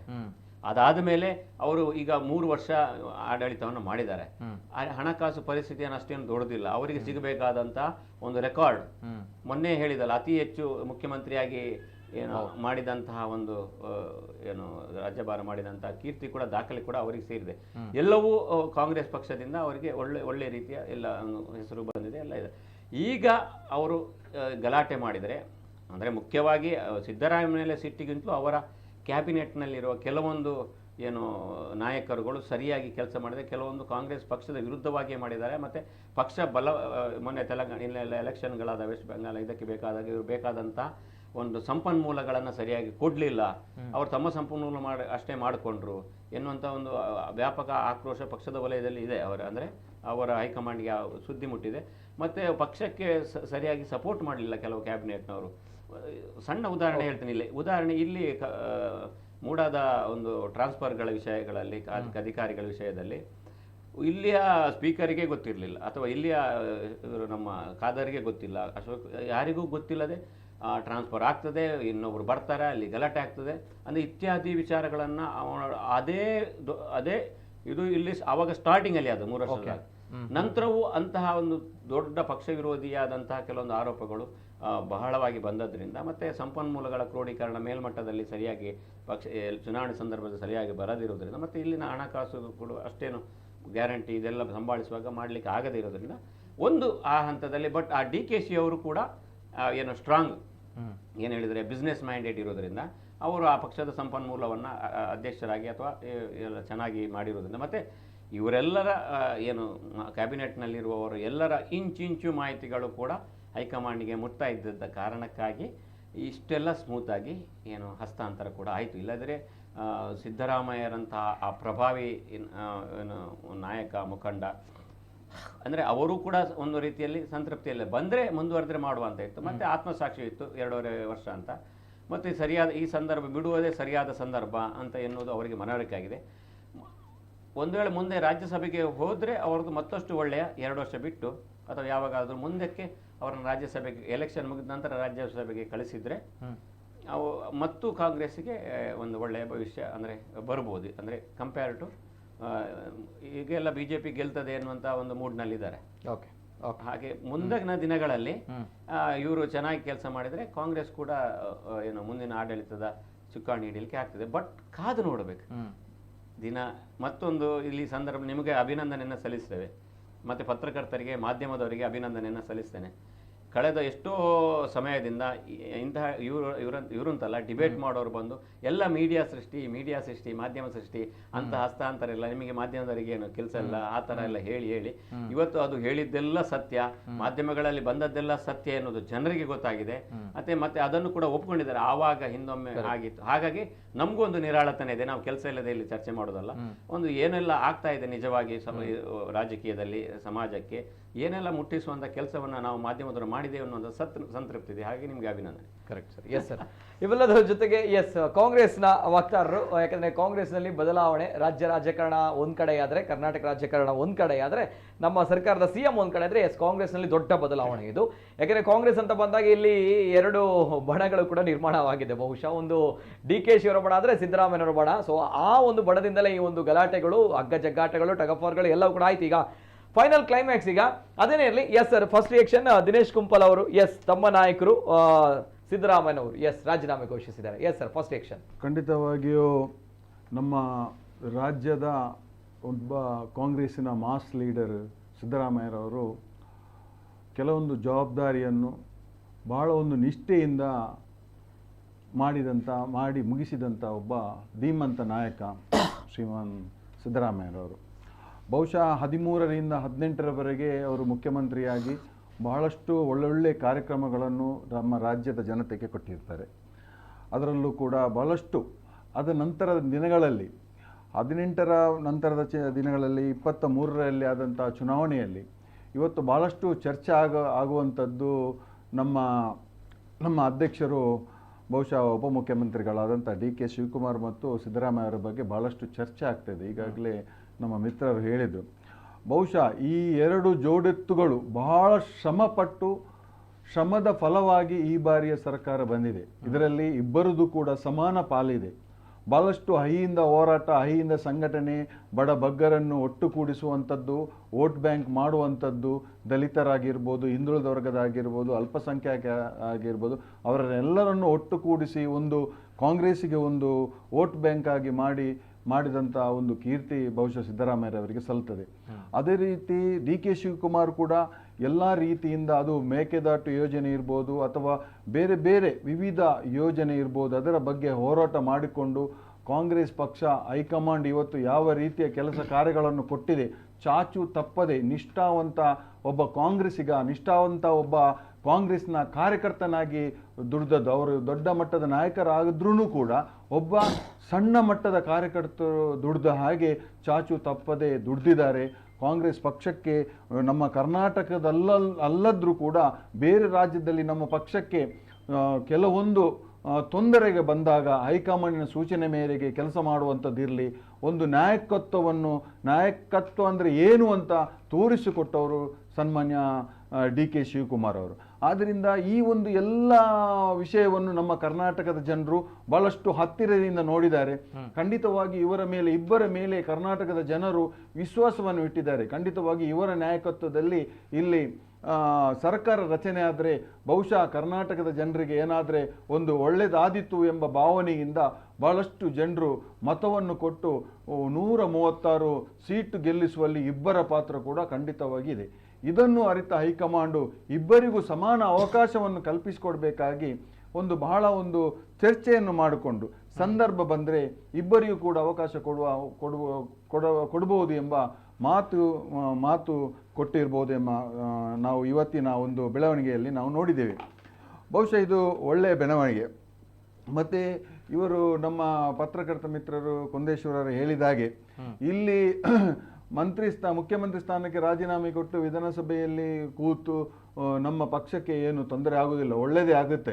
ಯಾಕಂತ ಹೇಳಿದ್ರೆ ಮುಂದಿನ ದಿನಗಳಲ್ಲಿ ಯಾರು CM ಆಗ್ತಾರೋ ಅವರ ಜೊತೆಯಲ್ಲಿ ಬಹಳ ಒಂದು ಅನುಭವಿ ರಾಜಕಾರಣಿಯ ಜೊತೆ ಅವರ ಸಲಹೆಯನ್ನು ಪಡೆದು ಬಹಳಷ್ಟು 17 ಬಾರಿ ಬಜೆಟ್ ಅನ್ನು ಮಂಡಿಸಿದಂತಹ ಎರಡು ಬಾರಿ ಉಪಮುಖ್ಯಮಂತ್ರಿ ಸ್ಥಾನವನ್ನು ಅಲಂಕರಿಸಿದಂಥ 2 ಬಾರಿ ವಿರೋಧ ಪಕ್ಷ ನಾಯಕನಾಗಿ 2 ಬಾರಿ ಮುಖ್ಯಮಂತ್ರಿಯಾಗಿ ಬಹಳಷ್ಟು 1978ರಿಂದ ರಾಜಕೀಯದಲ್ಲಿ ಕೆಲಸ ಮಾಡಿ ತಳಮಟ್ಟದಿಂದ ರಾಜಕೀಯದಲ್ಲಿ ಬಂದು ಈಗ ಮುಖ್ಯಮಂತ್ರಿಯಾಗಿ ಇವತ್ತು ಅಧಿಕಾರದ ಒಂದು ವಿದಾಯವನ್ನು ಇವತ್ತು ಅವರು ಕೊಟ್ಟಿದ್ದಾರೆ. ಅದರಿಂದ ಬಹಳಷ್ಟು ಕರ್ನಾಟಕ ರಾಜ್ಯದಲ್ಲಿ ಅತಿ ಹೆಚ್ಚು ರಾಜಕಾರಣದ ಹೆಜ್ಜೆಯನ್ನು ಕಂಡಂಥ ಧೀಮಂತ ನಾಯಕ ನಮ್ಮ ರಾಜ್ಯದಲ್ಲಿ ವಿಧಾನಸಭೆಯಲ್ಲಿ ಇದ್ದರೆ ಖಂಡಿತವಾಗಿಯೂ ರಾಜ್ಯಕ್ಕೆ ಒಳ್ಳೆಯದಾದಿತ್ತು ಅಂತ ನಮ್ಮ ಯೋಚನೆ ಅಲ್ಲದೆ ಬೇರೇನಲ್ಲ. ಖಂಡಿತವಾಗಿ ಇವತ್ತು ಅವಕಾಶ ಹಂಚಿಕೊಟ್ಟಿದ್ದಾರೆ, ನಮಗೆ ಸಂತೋಷ ಇದೆ. ಯಾರು ಕೂಡ ಆದ್ರೂ ಕೂಡ ಅದು ಕಾಂಗ್ರೆಸ್ಸಿಗೇನೆ ಆಗೋದು, ಅದರಲ್ಲಿ ನಮ್ಮ ಗ್ರೂಪಿಸಮು ಆ ತಂಡ ಈ ತಂಡ ಯಾವುದೂ ಇಲ್ಲ. ಯಾಕಂದ್ರೆ ಯಾರು ಕೂಡ ಬಿಜೆಪಿ ಅವರು ಆಗೋದಲ್ಲ, ಅಥವಾ ಇವತ್ತು ಹೊಸತು ಪಕ್ಷಕ್ಕೆ ಬಂದು ಇವತ್ತೇ ಮುಖ್ಯಮಂತ್ರಿ ಆಗೋದಲ್ಲ. ಯಾರಿದ್ರೆ ಒಬ್ಬ ದುಡಿದವನಿಗೆ ಕೂಲಿ ಕೊಡುವಂಥ ಕೆಲಸ ಅಥವಾ ದುಡಿದವನಿಗೆ ಒಂದು ಅವಕಾಶವನ್ನು ಕೊಡುವಂಥ ಕೆಲಸ ಇವತ್ತು ನಮ್ಮ ಕಾಂಗ್ರೆಸ್ ಪಕ್ಷ ಮಾಡುತ್ತೆ ಹೊರತು ಇದರಲ್ಲಿ ಕಾಂಗ್ರೆಸ್ನ ಯಾರಿಗೂ ಎಲ್ಲರಿಗೂ ಕೂಡ ಆಸೆ ಆಕಾಂಕ್ಷೆ ಸಿಗುವ ತನಕ ಎಲ್ಲರಿಗೂ ಇರುತ್ತದೆ. ಇರುವ ತನಕ ಅದರಲ್ಲಿ ಒಂದು ಶ್ರಮ ಪಡೋದಕ್ಕೆ ಅದರ ಹಿಂದೆ ಹೋಗುವುದಕ್ಕೆ ಮುಖ್ಯಮಂತ್ರಿ ನಾನಾಗಬೇಕಂತ ಹೇಳೋದಕ್ಕೆ ಯಾವುದು ಕೂಡ ತಪ್ಪಲ್ಲ. ಯಾಕಂತ ಹೇಳಿದ್ರೆ ಎಲ್ಲರ ಪರಿಶ್ರಮ ಇದೆ, ಈ ಕಾಂಗ್ರೆಸ್ ಪಕ್ಷ ಅಧಿಕಾರ ತರಲಿಕ್ಕೆ ತುಂಬಾ ಪರಿಶ್ರಮ ಇದೆ. ಆದ್ದರಿಂದ ಖಂಡಿತವಾಗಿ ಯಾರು ಮುಖ್ಯಮಂತ್ರಿ ಸ್ಥಾನ ಕೇಳುವುದರಲ್ಲಿ ಯಾರು ತಪ್ಪಿಲ್ಲ. ಆದರೆ ಹೈಕಮಾಂಡ್ ಎಲ್ಲವನ್ನು ತುಲನೆ ಮಾಡಿಕೊಂಡು ಯಾರಿಗೆ ಕೊಡಬೇಕು, ಇನ್ನು ಮುಂದಿನ ಅವಧಿಯಲ್ಲಿ ಕೂಡ 2028ರಲ್ಲಿ ಕೂಡ ಒಂದು ನಮ್ಮ ರಾಜ್ಯದಲ್ಲಿ ಕಾಂಗ್ರೆಸ್ ಅಧಿಕಾರಕ್ಕೆ ಬರಲಿಕ್ಕೆ ಯಾವ ರೀತಿಯ ಒಂದು ಚಾಕಚಕ್ಯತೆ ಇರುವಂಥ ಒಬ್ಬ ರಾಜಕಾರಣಿ ಬೇಕು ಎಂಬ ಒಂದು ಎಲ್ಲವನ್ನು ಆಲೋಚನೆ ಮಾಡಿ ಮುಂದಿನ ಮುಖ್ಯಮಂತ್ರಿಯನ್ನು ಘೋಷಣೆ ಖಂಡಿತವಾಗಿ ಮಾಡ್ತಾರೆ ಹೊರತು ನಮ್ಮದರಲ್ಲಿ ಯಾವುದೇ ಒಂದು ಭೇದ ಭಾವ ಇಲ್ಲ ಅಥವಾ ಗುಂಪುಗಾರಿಕೆ ಇಲ್ಲ ಅಂತ ಹೇಳಲಿಕ್ಕೆ ಈ ಸಂದರ್ಭದಲ್ಲಿ ಬಯಸ್ತೀನಿ. ಓಕೆ, ಎಸ್ ಸರ್, ಬರ್ತೇನೆ. ಜನರು ಏನ್ ಹೇಳ್ತಾರೆ, ಜನರ ಅಭಿಪ್ರಾಯ, ಅವರ ಕರೆಗಳನ್ನು ಕೂಡ ತೆಗೆದುಕೊಳ್ಳೋಣ. ಪ್ರಥಮ ಕರೆ ಇದೆ. ಹಲೋ ಸರ್, ನಮಸ್ತೆ. ಹಲೋ ಸರ್, ನಮಸ್ತೆ. ನಾವು ಶೇಖರ್. ನಮಸ್ತೆ ಸರ್. ಎಸ್ ಸರ್, ಮಾತಾಡಿ ಸರ್. ಇನ್ನೊಂದು 2 ವರ್ಷ ಆಯ್ತು ಒಂದು ದಾಖಲೆ ಧ್ವನಿ ಕೇಳ್ತಾ ಇಲ್ಲ ಸರ್, ಜೋರು ಮಾತಾಡಿ ಸರ್. ಹಲೋ, ಮಾತಾಡಿ. ಕೇಳ್ತದೆ ಸರ್, ಮಾತಾಡಿ. ಅಲ್ಲ, ಇನ್ನೊಂದು 2 ವರ್ಷ ಇದ್ರ ಒಂದು 10 ವರ್ಷ ದಾಖಲೆ ಆಗ್ತಿತ್ತು. ಮತ್ತೆ ಇನ್ನು ಅದು ಇದ್ದೇ ಇರ್ತದೆ. ಮತ್ತೆ ಏನಂದ್ರ ಬಿಜೆಪಿ ಪಕ್ಷದಲ್ಲಿ ಎಲ್ಲ ನೋಡುದು, ತಿರುಗಿ ನೋಡುದು, ಕುರ್ಚಿಯನ್ನು ಆ ರೀತಿ ಮಾಡಿಲ್ಲ ಯಾರು. ಆದ್ರೆ ಒಂದು ಬಿಟ್ಟು ಬಿಟ್ಟಿದ್ದಾರೆ, ಅದು ತೊಂದರೆ ಇಲ್ಲ. ಆದ್ರ ಮತ್ತೆ ಒಂದು ಹೇಳ್ತಾ ಇದ್ದೇನೆ ನೋಡಿ, ರಾಜಕಾರಣದಲ್ಲಿ ಸಿದ್ದರಾಮಯ್ಯ ಯಾರು ಬರಕ್ಕೆ ಸಾಧ್ಯ ಇಲ್ಲ ಇನ್ನು. ಹೌದಾ? ಒಂದು ಗ್ಯಾರಂಟಿ. ಮತ್ತೆ ಅವ್ರದ್ದು ನೋಡಿ, ಒಂದು ನಮ್ಮ ಚಿತ್ರರಂಗದಲ್ಲಿ ರಾಜ್ಕುಮಾರ್ ಇದ್ದಾರೆ, ಅವ್ರದ್ದು ನಗು ಉಂಟಲ್ಲ ಎಲ್ಲ ಕರ್ನಾಟಕ ತಿರುಗಿ ನೋಡ್ತದೆ. ಮತ್ತೆ ಆ ರೀತಿಯಾಗಿ ಒಂದು ಧ್ವನಿ ಉಂಟು, ಯಾರ್ದು? ಸಿದ್ದರಾಮಯ್ಯ ಅವ್ರದ್ದು.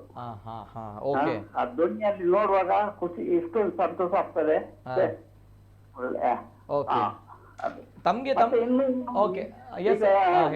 ಇಲ್ಲಿ ಇದ್ರ ಇನ್ನೊಂದ್ಸಲ 5 ವರ್ಷ ಕಾಲ ಈಗ 2028ರಲ್ಲಿ ಚಿಂತೆ ಆಗುವಾಗ ಅದರಲ್ಲಿ ಸಿದ್ದರಾಮಯ್ಯ ಅವ್ರಿಗೆ 5 ವರ್ಷ ಕಾಲ ಕೊಟ್ಟಿದ್ರ ಇನ್ನು 135 ಸೀಟ್ ಬರ್ಬೋದು. ಅಂದ್ರೆ ತಮ್ಗೆ ಸಿದ್ದರಾಮಯ್ಯನವರು ಇಷ್ಟ ಅಂತ ಹೇಳ್ತೀರಿ ಹಾಗಾದ್ರೆ? ಅಲ್ಲ, ಇಷ್ಟ ಅಲ್ಲ, ಅವ್ರು ಮಾಡಿದ ಕೆಲಸ ಎಲ್ಲ ಒಳ್ಳೆ ಕೆಲಸ ಮಾಡಿದ್ದಾರೆ, ಯಾರು ತಪ್ಪು ಮಾಡಿಲ್ಲ. ಏನೇ ಆಗ್ಲಿ ಇನ್ನು ಇರ್ಬೇಕಿತ್ತು ಅನ್ನೋದು ನಾವ್ ಹೇಳುವಂತದ್ದಲ್ವಾ? ಹೌದು, ತಪ್ಪು ಮಾಡಿಲ್ಲ. ತಪ್ಪು ಮಾಡಿದ್ರೆ ನೇರವಾಗಿ ನಾವು ಹೇಳ್ತೇವೆ. ವಾಟ್ ಅಬೌಟ್ ಈಗ DKಶಿ ಅವರ ಬಗ್ಗೆ ಏನ್ ಹೇಳ್ತೀರಿ? ಅದು ಗೊತ್ತಿಲ್ಲ, ಅದು ಹೊಸಬ್ರಲ್ಲ, ಭಯ ಪಡಬಾರ್ದು. ಹೊರಗೆ ನಾವು ಬಂಡೆ ಅಂತ ಹೇಳ್ತಾರಲ್ಲ, ಆ ರೀತಿಯಾಗಿ ಇದ್ದು ನಿಂತರ ಅವ್ರು ಒಳ್ಳೇದು. ಎಸ್ ಸರ್, ಥ್ಯಾಂಕ್ ಯು, ಧನ್ಯವಾದಗಳು ಸರ್, ಧನ್ಯವಾದಗಳು. ಮತ್ತೊಂದು ಕರೆ ಇದೆ. ಹಲೋ ಸರ್, ನಮಸ್ತೆ. ಕರೆ ಕಟ್ ಆಗಿದೆ. ಇವೆಲ್ಲದರ ಜೊತೆಗೆ ಎಸ್ ಸರ್, ಈಗ ನಾನು ಈ ಪ್ರಶ್ನೆಯನ್ನ ಕೇಳಬೇಕಂದ್ರೆ ಬಹಳಷ್ಟು ಜನರು ಎಮೋಷನಲಿ ಇದ್ದಾರೆ. ಅಂದ್ರೆ ತಮ್ಮ ಕಾಂಗ್ರೆಸ್ನಲ್ಲಿ 2 ಬಣ ಇದೆ ಅನ್ನುವಂಥದ್ದು ವಿಚಾರಗಳ ಸ್ವಲ್ಪ ಬದಿಗಿಟ್ಟು ಎಮೋಷನಲಿ ಅಂದ್ರೆ ಸಿದ್ದರಾಮಯ್ಯನವರು ಈಗ ಪದತ್ಯಾಗ ಮಾಡ್ತಾ ಇದ್ದಾರೆ ಅಂತ ಬಂದಾಗ ಒಬ್ಬ ನಾಯಕ, ಈ ಮೂಲಕ ಒಬ್ಬ ಉತ್ತಮ ನಾಯಕನ ಒಂದು ಯುಗಾಂತ್ಯ ಆಗಿದೆ ಅನ್ನೋದು. ಯಾಕಂದ್ರೆ ಒಬ್ಬ CM ಆಗಿ, ಒಬ್ಬ ರಾಜ್ಯಭಾರ ಮಾಡಿದ ರಾಜ್ಯದ ಆಡಳಿತಗಾರನಾಗಿ ನೋವು ತಂದಿದ್ದ, ಬೇಸರ ಆಗಿದೆಯಾ, ಹೇಗೆ ಆಗ್ತಾ ಇದೆ? ಖಂಡಿತವಾಗಿ ಒಮ್ಮೆ ಅವರ ಆಡಳಿತ ಶೈಲಿ ಮತ್ತೆ ಅವರ ಚಿಂತನೆಯನ್ನು ನೋಡುವಾಗ ಇಂಥ ಚಿಂತನೆಯ ವ್ಯಕ್ತಿ ಇನ್ನೊಮ್ಮೆ ಬರ್ತಾರಾ, ಇನ್ನು ಯಾರಾದ್ರೂ ಇದ್ದಾರಾ ಅಂತ ಈಗ ನಮಗೆ ಗೊತ್ತಿಲ್ಲ. ಈಗ DK ಶಿವಕುಮಾರ್ ಅವರು ಒಂದು ರೀತಿ ಆಡಳಿತ ನಾವು ನೋಡಿದ್ದೇವೆ, ಅವರು ಮುಖ್ಯಮಂತ್ರಿಯಾಗಿ ಹೇಗಿರ್ತಾರೆ ನಮಗೆ ಗೊತ್ತಿಲ್ಲ. ಆದ್ರೆ ಈಗ ನಮಗೆ ಏನೋ ಒಮ್ಮೆ ಇವರನ್ನು ಎಲ್ಲರೂ ನಾವು ಇವರ ಒಟ್ಟಿಗೆ ಬೆರೆತಾಗಿದೆ ಇವತ್ತೆಂದ್ರೆ ಒಂದು ಸಾಮಾಜಿಕ ಹಿನ್ನೆಲೆಯಲ್ಲಿರುವ ಸಾಮಾಜಿಕ ಹೋರಾಟಗಾರ ಇವರೊಂದು ನಿರ್ಧಾರ ತಗೊಂಡ್ರೆ ಅದು ಎಷ್ಟೋ ಜನರು ವಾಪಸ್ ಮಾಡ್ಲಿ, ಒಮ್ಮೆ ಡಿಸಿಷನ್ ತಗೊಂಡ್ರೆ ಅದಕ್ಕೆ ಅವರು ಎದುರುದಿಲ್ಲ. ಎದುರುಗಾಡಿ ಅದನ್ನು ಸಾವಿರಾರು ಜನರು ವಿರೋಧ ಮಾಡಿದ್ರು ಕೂಡ ಅವರಲ್ಲಿ ಒಂದು ವಿಮರ್ಶೆ ಇರ್ತದೆ, ಇದು ಒಳ್ಳೆಯ ವಿಷಯ, ಇದು ಕಾರ್ಯಕ್ರಮ ಆದ್ರೆ, ಕಾರ್ಯರೂಪಕ್ಕೆ ಬಂದ್ರೆ ಇದನ್ನ ಜನರು ಒಪ್ಕೊಳ್ತಾರೆ ಎಂಬ ಒಂದು ಅತಿ ವಿಶ್ವಾಸ ಅವರಲ್ಲಿ ಇತ್ತು. ಆದ್ರಿಂದ ಆ ಒಂದು ವಿಶ್ವಾಸದಲ್ಲಿ ಅವರು ಆ ಕಾರ್ಯಕ್ರಮ ಮಾಡ್ತಿದ್ರು. ಅದ ನಂತರ ಆ ಕಾರ್ಯಕ್ರಮ ರೂಪುಗೊಂಡ ನಂತರ ಜನರಿಗೆ ಗೊತ್ತು, ಅಯ್ಯೋ ದೇವರೇ, ನಾವು ಸುಮ್ಮನೆ ಅದನ್ನು ವಿರೋಧ ಮಾಡಿದಂತ ಅಂತ ಒಂದು ವಿಮರ್ಶೆ ಮಾಡುವ ಒಂದು ನಾಯಕರು ಬಹಳಷ್ಟು ಕಡಿಮೆ ಇರ್ತಾರೆ. ಯಾಕಂದ್ರೆ ಇವತ್ತೊಂದು ಯಾವುದೊಂದು ಡಿಸಿಷನ್ ತಗೊಂಡ್ರೆ ಜನರು ಅದರ ಬಗ್ಗೆ ವಿರೋಧ ಬಂದ ಕೂಡಲೇ ಅದನ್ನು ಕ್ಯಾನ್ಸಲ್ ಮಾಡ್ತಾರೆ. ಇವರು ಆತರ ಅಲ್ಲ. ಇವರ ಒಂದು ಹಿಸ್ಟ್ರಿಯನ್ನು ನೋಡಿಕೊಂಡ್ರೆ ಬಹಳಷ್ಟು ಬೇರೆ ಬೇರೆ ಕಾರ್ಯಕ್ರಮ, ಅದನ್ನೀಗ ಹೆಸರು ಮಾಡಿದ್ರೆ ಅದರ ಬಗ್ಗೆ ಇನ್ನು ಚರ್ಚೆ ಬೆಳೀತಾ ಹೋಗ್ತದೆ.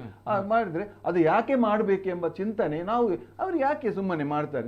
ನಾವು ಕೂಡ ಅವರ ದೊಡ್ಡ ಅಭಿಮಾನಿ ಆಗಿ ಕೂಡ ಅದನ್ನು ಯಾಕೆ ಯಾರು ಅದು ಅಗತ್ಯ ಇರಲಿಲ್ಲ, ಯಾಕೆ ಇದನ್ನು ಮಾಡಿದ್ರು ಎಂಬ ಒಮ್ಮೆ ತಲೆಗೆ ನಮ್ದು ಕೂಡ ಹೋಗ್ತದೆ. ಆದ್ರೆ ನಂತರ ದಿನಗಳಲ್ಲಿ ಗೊತ್ತಾಗ್ತದೆ, ಖಂಡಿತವಾಗಿ ಇದು ಬೇಕಿತ್ತು, ಇಂದಿನ ಪೀಳಿಗೆಗೆ ಇದು ಅರ್ಥ ಆಗ್ಲಿಕ್ಕೆ ಬೇಕಾಗಿದ್ದು ಮಾಡಿದ್ದು ಈ ಒಂದು ಯಾವುದೇ ಒಂದು ಕಾರ್ಯಕ್ರಮ ಮಾಡೋದು. ಅದನ್ನು ಹೆಸರು ಹೇಳಲಿಕ್ಕೆ ಹೋಗುದಿಲ್ಲ, ಹೆಸರು ತುಂಬಾ ಕಾರ್ಯಕ್ರಮಗಳೇ.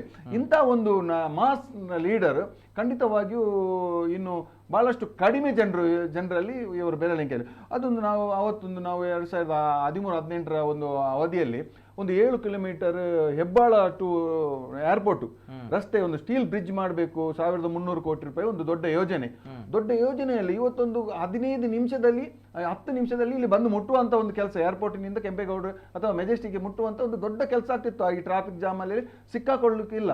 ಇಂಥ ಒಂದು ದೊಡ್ಡ ಯೋಜನೆಗೆ ಬಹಳಷ್ಟು ಬಿಜೆಪಿಗರು ವಿರೋಧ ಮಾಡಿದ್ರು. 150 ಕೋಟಿ ಹೋಗಿ ಆಗಿದೆ, 150 ಕೋಟಿ 200 ಕೋಟಿ 300 ಕೋಟಿ ಸಿಕ್ಕೇ ಆಗಿದೆ, ಆ ಯೋಜನೆ ನಿಲ್ಲಿಸಬೇಕು, ಹಾಗೆ ಹೀಗೆ ಅಂದ್ರೆ ಅದೊಂದು ದೊಡ್ಡ ಯೋಜನೆ. ಬೆಂಗಳೂರು ನಗರವನ್ನೇ ಒಂದು ಬಹಳ ಒಂದು ಹೆಮ್ಮರವಾಗಿ ಒಂದು ಬೆಳೆಸುವ ಒಂದು ಯೋಜನೆ ಇತ್ತು. ಆ ಯೋಜನೆಗೆ ಬಹಳಷ್ಟು ವಿರೋಧ ಬಂತು. ಇವರು ಬಗ್ಲಿಲ್ಲ ಏನು. ಕಡೆ ಪಕ್ಷ ಏನ್ ಮಾಡಿದ್ರು, ಇವತ್ತು 300 ಕೋಟಿ ಇವರು ಲಂಚ ತೆಗ್ದು ಆಯ್ತಂತ ಹೇಳಿದ್ರು. ಪಟ್ಟ ಹೋದ್ರು ಆ ಸ್ಕೀಮನ್ನು ಕ್ಯಾನ್ಸಲ್ ಮಾಡಿದ್ರು. 300 ಕೋಟಿ ತೆಗ್ದಿದ್ರೆ ಅಥವಾ 100 ಕೋಟಿ ಲಂಚ ತೆಗ್ದಿದ್ರೆ ಆ ಸ್ಕೀಮನ್ನು ಕ್ಯಾನ್ಸಲ್ ಮಾಡ್ಲಿಕ್ಕೆ ಆಗ್ತದ? ಆವಾಗ ಮರು ದಿವಸವೇ ಅದರ ಸುದ್ದಿ ಇಲ್ಲ. ಅಂತ ಒಂದು ತೀರ್ಮಾನ, ದೊಡ್ಡ ಒಂದು ತೀರ್ಮಾನ ತೆಗಿತಾ ಇದ್ರು. ಇವತ್ತು ಕೂಡ ರಾಜೀನಾಮೆ ಕೊಡುವ ಒಂದು ಸಂದರ್ಭದಲ್ಲಿ ಕೂಡ ಅವರ ಜೊತೆಯಲ್ಲೇ ಇದ್ದಂತ ಬಹಳಷ್ಟು ಸಂಪುಟದಲ್ಲಿ ಇರುವಂತ ಸಚಿವರೆಲ್ಲ ಹೇಳಿದ್ರು, ಬೇಡ ಇಷ್ಟು ಬೇಗ ತರಾತುರಿಯಲ್ಲಿ ನೀವು ರಾಜೀನಾಮೆ ಕೊಡುವುದು ಬೇಡ, ಸ್ವಲ್ಪ ಸಮಯ ಆಗ್ಲಿ, ಅಥವಾ ಏನಾದ್ರೂ ಅದಕ್ಕೆ ಮಾತಾಡುವ ನಾವು ಮಾತಾಡ್ತೇವೆ ಅಂತ ಹೇಳಿದ್ರು ಕೂಡ ಅವರೊಂದು ದೃಢ ನಿಲುವು, ಒಂದು ಡಿಸಿಷನ್ ತೆಗ್ದಾಗಿದೆ. ಅದರಲ್ಲಿ ಕೊಟ್ಟಿದ್ದಾರೆ. ಇವತ್ತು ರಾಜ್ಯಪಾಲ ಇಲ್ಲ, ನಾಳಿದ್ದು ಕೊಡುವಂತ ಹೇಳಿದ್ರು, ಇಲ್ಲ ನಾನು ಒಬ್ಬರಿಗೆ ಮಾತು ಕೊಟ್ಟಿದ್ದೇನೆ, ಮಾತಿಗೆ ನಾನು ತಪ್ಪುವನಲ್ಲ ಅಂತ ಹೇಳಿ ಮಾತಿಗೆ ಮಾತು ಕೊಟ್ಟ ಮೇಲೆ ಅವರು ನುಡಿದಂತೆ ನಡೆದಿದ್ದಾರೆ ಇವತ್ತು ಸಿದ್ದರಾಮಯ್ಯನವರು. ಅದಕ್ಕಾಗಿ ಅವರು ಇಲ್ಲಿ ಇಡೀ ಕರ್ನಾಟಕದ ಜನರು ಅವರ ಒಂದು ದೊಡ್ಡ ಅಭಿಮಾನಿ ಆಗಿದ್ದಾರೆ. ಅದರಲ್ಲೂ ಕೂಡ ಬಡವರ ಬಗ್ಗೆ ಬಹಳಷ್ಟು ಕಾಳಜಿಯನ್ನು ಹೊಂದಿದಂತ ಅವರು ಸ್ವತಃ ಉಪವಾಸ ಇದ್ದು ಅನುಭವ ಇದ್ದ ಒಂದು ಕಾರಣದಿಂದ ಇವತ್ತು ಹಸಿಯುವ ಒಂದು 3 ಹೊತ್ತು ಊಟ ಮಾಡಬೇಕು ನಮ್ಮ ಬಡವ ಮಕ್ಕಳು ಅಥವಾ ಬಡವರು 3 ಹೊತ್ತು ಹಸಿದ ಹೊಟ್ಟೆಯಲ್ಲಿ ಮಲಗಬಾರದು ಎಂಬ ಒಂದು ದೊಡ್ಡ ಕಾರಣವನ್ನು ಇಟ್ಟುಕೊಂಡು ಅವರು ಒಂದು 13ರ ಸರ್ಕಾರದಲ್ಲಿ ಒಂದು ಅನ್ನಭಾಗ್ಯ ಎಂಬ ಒಂದು ಕಾರ್ಯಕ್ರಮವನ್ನು ಮಾಡಿದ್ರು. ಅದೇ ರೀತಿ ಈ ಬೆಲೆ ಏರಿಕೆ ತಡೆಯಲಿಕ್ಕೆ ಬೇಕಾಗಿ ಗೃಹಲಕ್ಷ್ಮಿ ಎಂದು ಯೋಜನೆಯನ್ನು ತಂದರು, ಅಥವಾ ಶಕ್ತಿ ಯೋಜನೆಯನ್ನು ತಂದರು. ಇದೆಲ್ಲ ಒಂದು ಬಡವರಿಗೆ ಪೂರಕವಾದ ಒಂದು ದೊಡ್ಡ ಯೋಜನೆಯನ್ನು ಎಷ್ಟು ವಿರೋಧ ಇದ್ರು ಕೂಡ ಅದು ಹೇಗೆ ಕೊಡ್ತೀರಿ, ಏನ್ ಮಾಡ್ತೀರಿ, ಸಾಲ ಮಾಡ್ತೀರಿ, ಯಾವುದನ್ನು ಕೂಡ ಕಿವಿಗೆ ಹಾಕೊಳ್ಳದೆ ಬಡವರ ಒಂದು ಬಗ್ಗೆ ಆಲೋಚನೆಯನ್ನು ಮಾಡಿಕೊಂಡು ಇವತ್ತು ಸಿದ್ದರಾಮಯ್ಯನವರು ಬಹಳಷ್ಟು ಒಳ್ಳೆ ಕಾರ್ಯಕ್ರಮವನ್ನು, ನಮ್ಮ ರಾಜ್ಯದ ಕಾರ್ಯಕ್ರಮವನ್ನು ಇಡೀ ದೇಶದಾದ್ಯಂತ ಪಕ್ಷ ಭೇದ ಮರೆತು ಅದನ್ನು ಕಾಪಿ ಮಾಡುತ್ತಾ ಫಾಲೋ ಮಾಡುತ್ತಾ ಇತರ ರಾಜ್ಯಗಳಿಗೆ ಕೂಡ ಅಂತ ಒಂದು ಸ್ಕೀಮನ್ನು ಪಸರಿಸುತ್ತಾ ಒಂದು ಮಾಡೆಲ್ ಕರ್ನಾಟಕ ರಾಜ್ಯದ ಒಂದು ಮುಖ್ಯಮಂತ್ರಿಯಾಗಿ ಇವತ್ತು ಸಿದ್ದರಾಮಯ್ಯನವರು ಮೂಡಿ ಬರ್ತಾರೆ. ಯಾಕಂತ ಹೇಳಿದ್ರೆ ಎಷ್ಟು ವಿರೋಧ ಇದ್ರೂ ಕೂಡ ಆ ಸ್ಕೀಮನ್ನೆಲ್ಲ ಮಾಡಿದ್ದಾರೆ. ಅದೇ ಸ್ಕೀಮನ್ನು ಇವತ್ತು ಎಲ್ಲಾ ರಾಜ್ಯದವರು ಕಾಪಿ ಹಿಡಿತಾ ಇದ್ದಾರೆ. ಇದರಿಂದ ಒಳ್ಳೇದಾಗಿದೆ. ಬೇರೆಯವರು ಕಾಪಿ ಹಿಡಿದ್ರು ಕೂಡ ಎಲ್ಲಾ ರಾಜ್ಯದ ಜನರಿಗೆ ಕೂಡ ಬಡವರಿಗೆ ಒಳ್ಳೇದಾಗ್ಲಿ, ಅದಕ್ಕೆ ಮೂಲ ಕಾರಣ ಸಿದ್ದರಾಮಯ್ಯ ಅಂತ ಹೇಳಲಿಕ್ಕೆ ನಾನು ಇಷ್ಟಪಡ್ತೇನೆ. ಮತ್ತೊಂದು ಕರೆ ಇದೆ. ಹಲೋ ಸರ್, ನಮಸ್ತೆ. ನಮಸ್ಕಾರ ಸರ್. ಏನ್ ಗೊತ್ತಾ, ನಾನು ಕಾಂಗ್ರೆಸ್ ವಕ್ತಾರರಿಗೆ ಕೇಳಲಿಕ್ಕೆ ಬಯಸ್ತೇನೆ. Yes sir. ಏನ್ ಗೊತ್ತಾ, ಈಗ ನಮ್ಮ ಜಿಲ್ಲೆಗೆ ಉಸ್ತುವಾರಿ ಸಚಿವರು ಯಾರಾಗ್ತಾರೆ ಅಂತ ಪ್ರಶ್ನೆ ಬರ್ತಾ ಇದೆ. ಯಾರು ಉಸ್ತುವಾರಿ ಆಗ್ತಾರೆ ಅಂದಿಲ್ಲಿ. ನನ್ನ ಪ್ರಶ್ನೆ ಅದಲ್ಲ, ನಮ್ಮ ಉಸ್ತುವಾರಿ ಯಾರು ಸಚಿವರಾಗ್ತಾರೆ, ನಮ್ಮ ಜಿಲ್ಲೆಗೆ ಅಭಿವೃದ್ಧಿ ಮಾಡೋ ಉಸ್ತುವಾರಿ ಆಗ್ಬೇಕು. ನೆಕ್ಸ್ಟ್ ಮರಳು ಮತ್ತೆ ಕೆಂಪು ಕಲ್ಲಿದ್ದು ಯಾರು ಸಮಸ್ಯೆ ಬಗೆಹರಿಸ್ತಾರೆ ಅವರು ಉಸ್ತುವಾರಿ ಆಗ್ಬೇಕು ಸಚಿವರು ನಮ್ಮ ಜಿಲ್ಲೆಗೆ. ಮತ್ತೆ ಇವರು ಪ್ರತಿ ಸರ್ತಿ ಮಾತಾಡುವಾಗ ಏನು ಗ್ಯಾರಂಟಿ ವಿಷಯ ಮಾತಾಡ್ತಾ ಹೊರಟು ನಮ್ಮ ಉಸ್ತುವಾರಿ ಇವರು ಸರ್ಕಾರರು, ಕಾಂಗ್ರೆಸ್ ಸರ್ಕಾರರು ಮರಳು ಮತ್ತೆ ಕೆಂಪು ಕಲ್ಲಿದ್ದು ಸಮಸ್ಯೆ ಯಾರು ಸಹ ಪರಿಹರಿಸುವುದಿಲ್ಲ. ಮೈನ್ ನಮಗೆ ಬೇಕಾಗುವುದು ಮರಳು ಮತ್ತೆ ಕೆಂಪು ಕಲ್ಲಿ. ಗ್ಯಾರಂಟಿ ಇದ್ದು ಅದು ಒಂದು ಬದಿ ಬೇರೆ ಆಗ್ತದೆ. ಜಿಲ್ಲೆಗೆ ಮೈನ್ ಬೇಕಾಗುವುದು ಮರಳು ಮತ್ತೆ ಇದು ಒಂದು ಸರಿ ಆಗ್ಬೇಕಂತೇಳಿ. ಎಸ್ ಮಾತಾಡಿ ಸರ್. ಅದನ್ನು ಸಹ ಪರಿಹರಿಸಬೇಕು ನಮ್ಮ ಜಿಲ್ಲೆ. ತಮ್ಮ ಹೆಸರು ಸುಧಾಕರ್ ಬೇಕಂಬಡಿ. Yes sir. ಸುಧಾಕರ್ ಅಣ್ಣ ನಮಸ್ಕಾರ. ಇವಾಗ ನೀವು ಹೇಳಿದ್ದು ಬಹಳ ಒಂದು ನಮ್ಮ ಜಿಲ್ಲೆಗೆ ಬಹಳ ಒಂದು ಅವಶ್ಯಕತವಾದಂಥ ಒಂದು ವಿಷಯ. ಖಂಡಿತವಾಗಿಯೂ ನಿಮ್ಮ ಜೊತೆ ಆ ವಿಷಯದಲ್ಲಿ ನಾನು ಕೂಡ ಇದ್ದೇನೆ. ಬಹುಶಃ ನಿಮಗೆ ಗೊತ್ತಿರಬೇಕು, ಕರ್ನಾಟಕ ರಾಜ್ಯ ಸರ್ಕಾರಕ್ಕೆ ಹೊಯ್ಗೆಯ ನೀತಿ ಯಾವ ರೀತಿ ಇದೆ ಆ ನೀತಿಯನ್ನು ಈಗಾಗಲೇ ನಾವು ಮಾಡಿ ಮುಗಿಸಿದ್ದೇವೆ. ನಮ್ಮ ಕಾನೂನು ವ್ಯಾಪ್ತಿಯಲ್ಲಿ, ರಾಜ್ಯ ಮಟ್ಟದ ಕಾನೂನು, ರಾಜ್ಯ ಸರ್ಕಾರದ ವ್ಯಾಪ್ತಿಯಲ್ಲಿ ಯಾವ ಎಲ್ಲ ರೀತಿಯಲ್ಲಿ ಹೊಯ್ಗೆ ತೆಗಿಲಿಕ್ಕೆ ಅವಕಾಶ ಇದೆ ಅದನ್ನೆಲ್ಲವೂ ನಾವು ಮಾಡಿ ಮುಗಿಸಿದ್ದೇವೆ.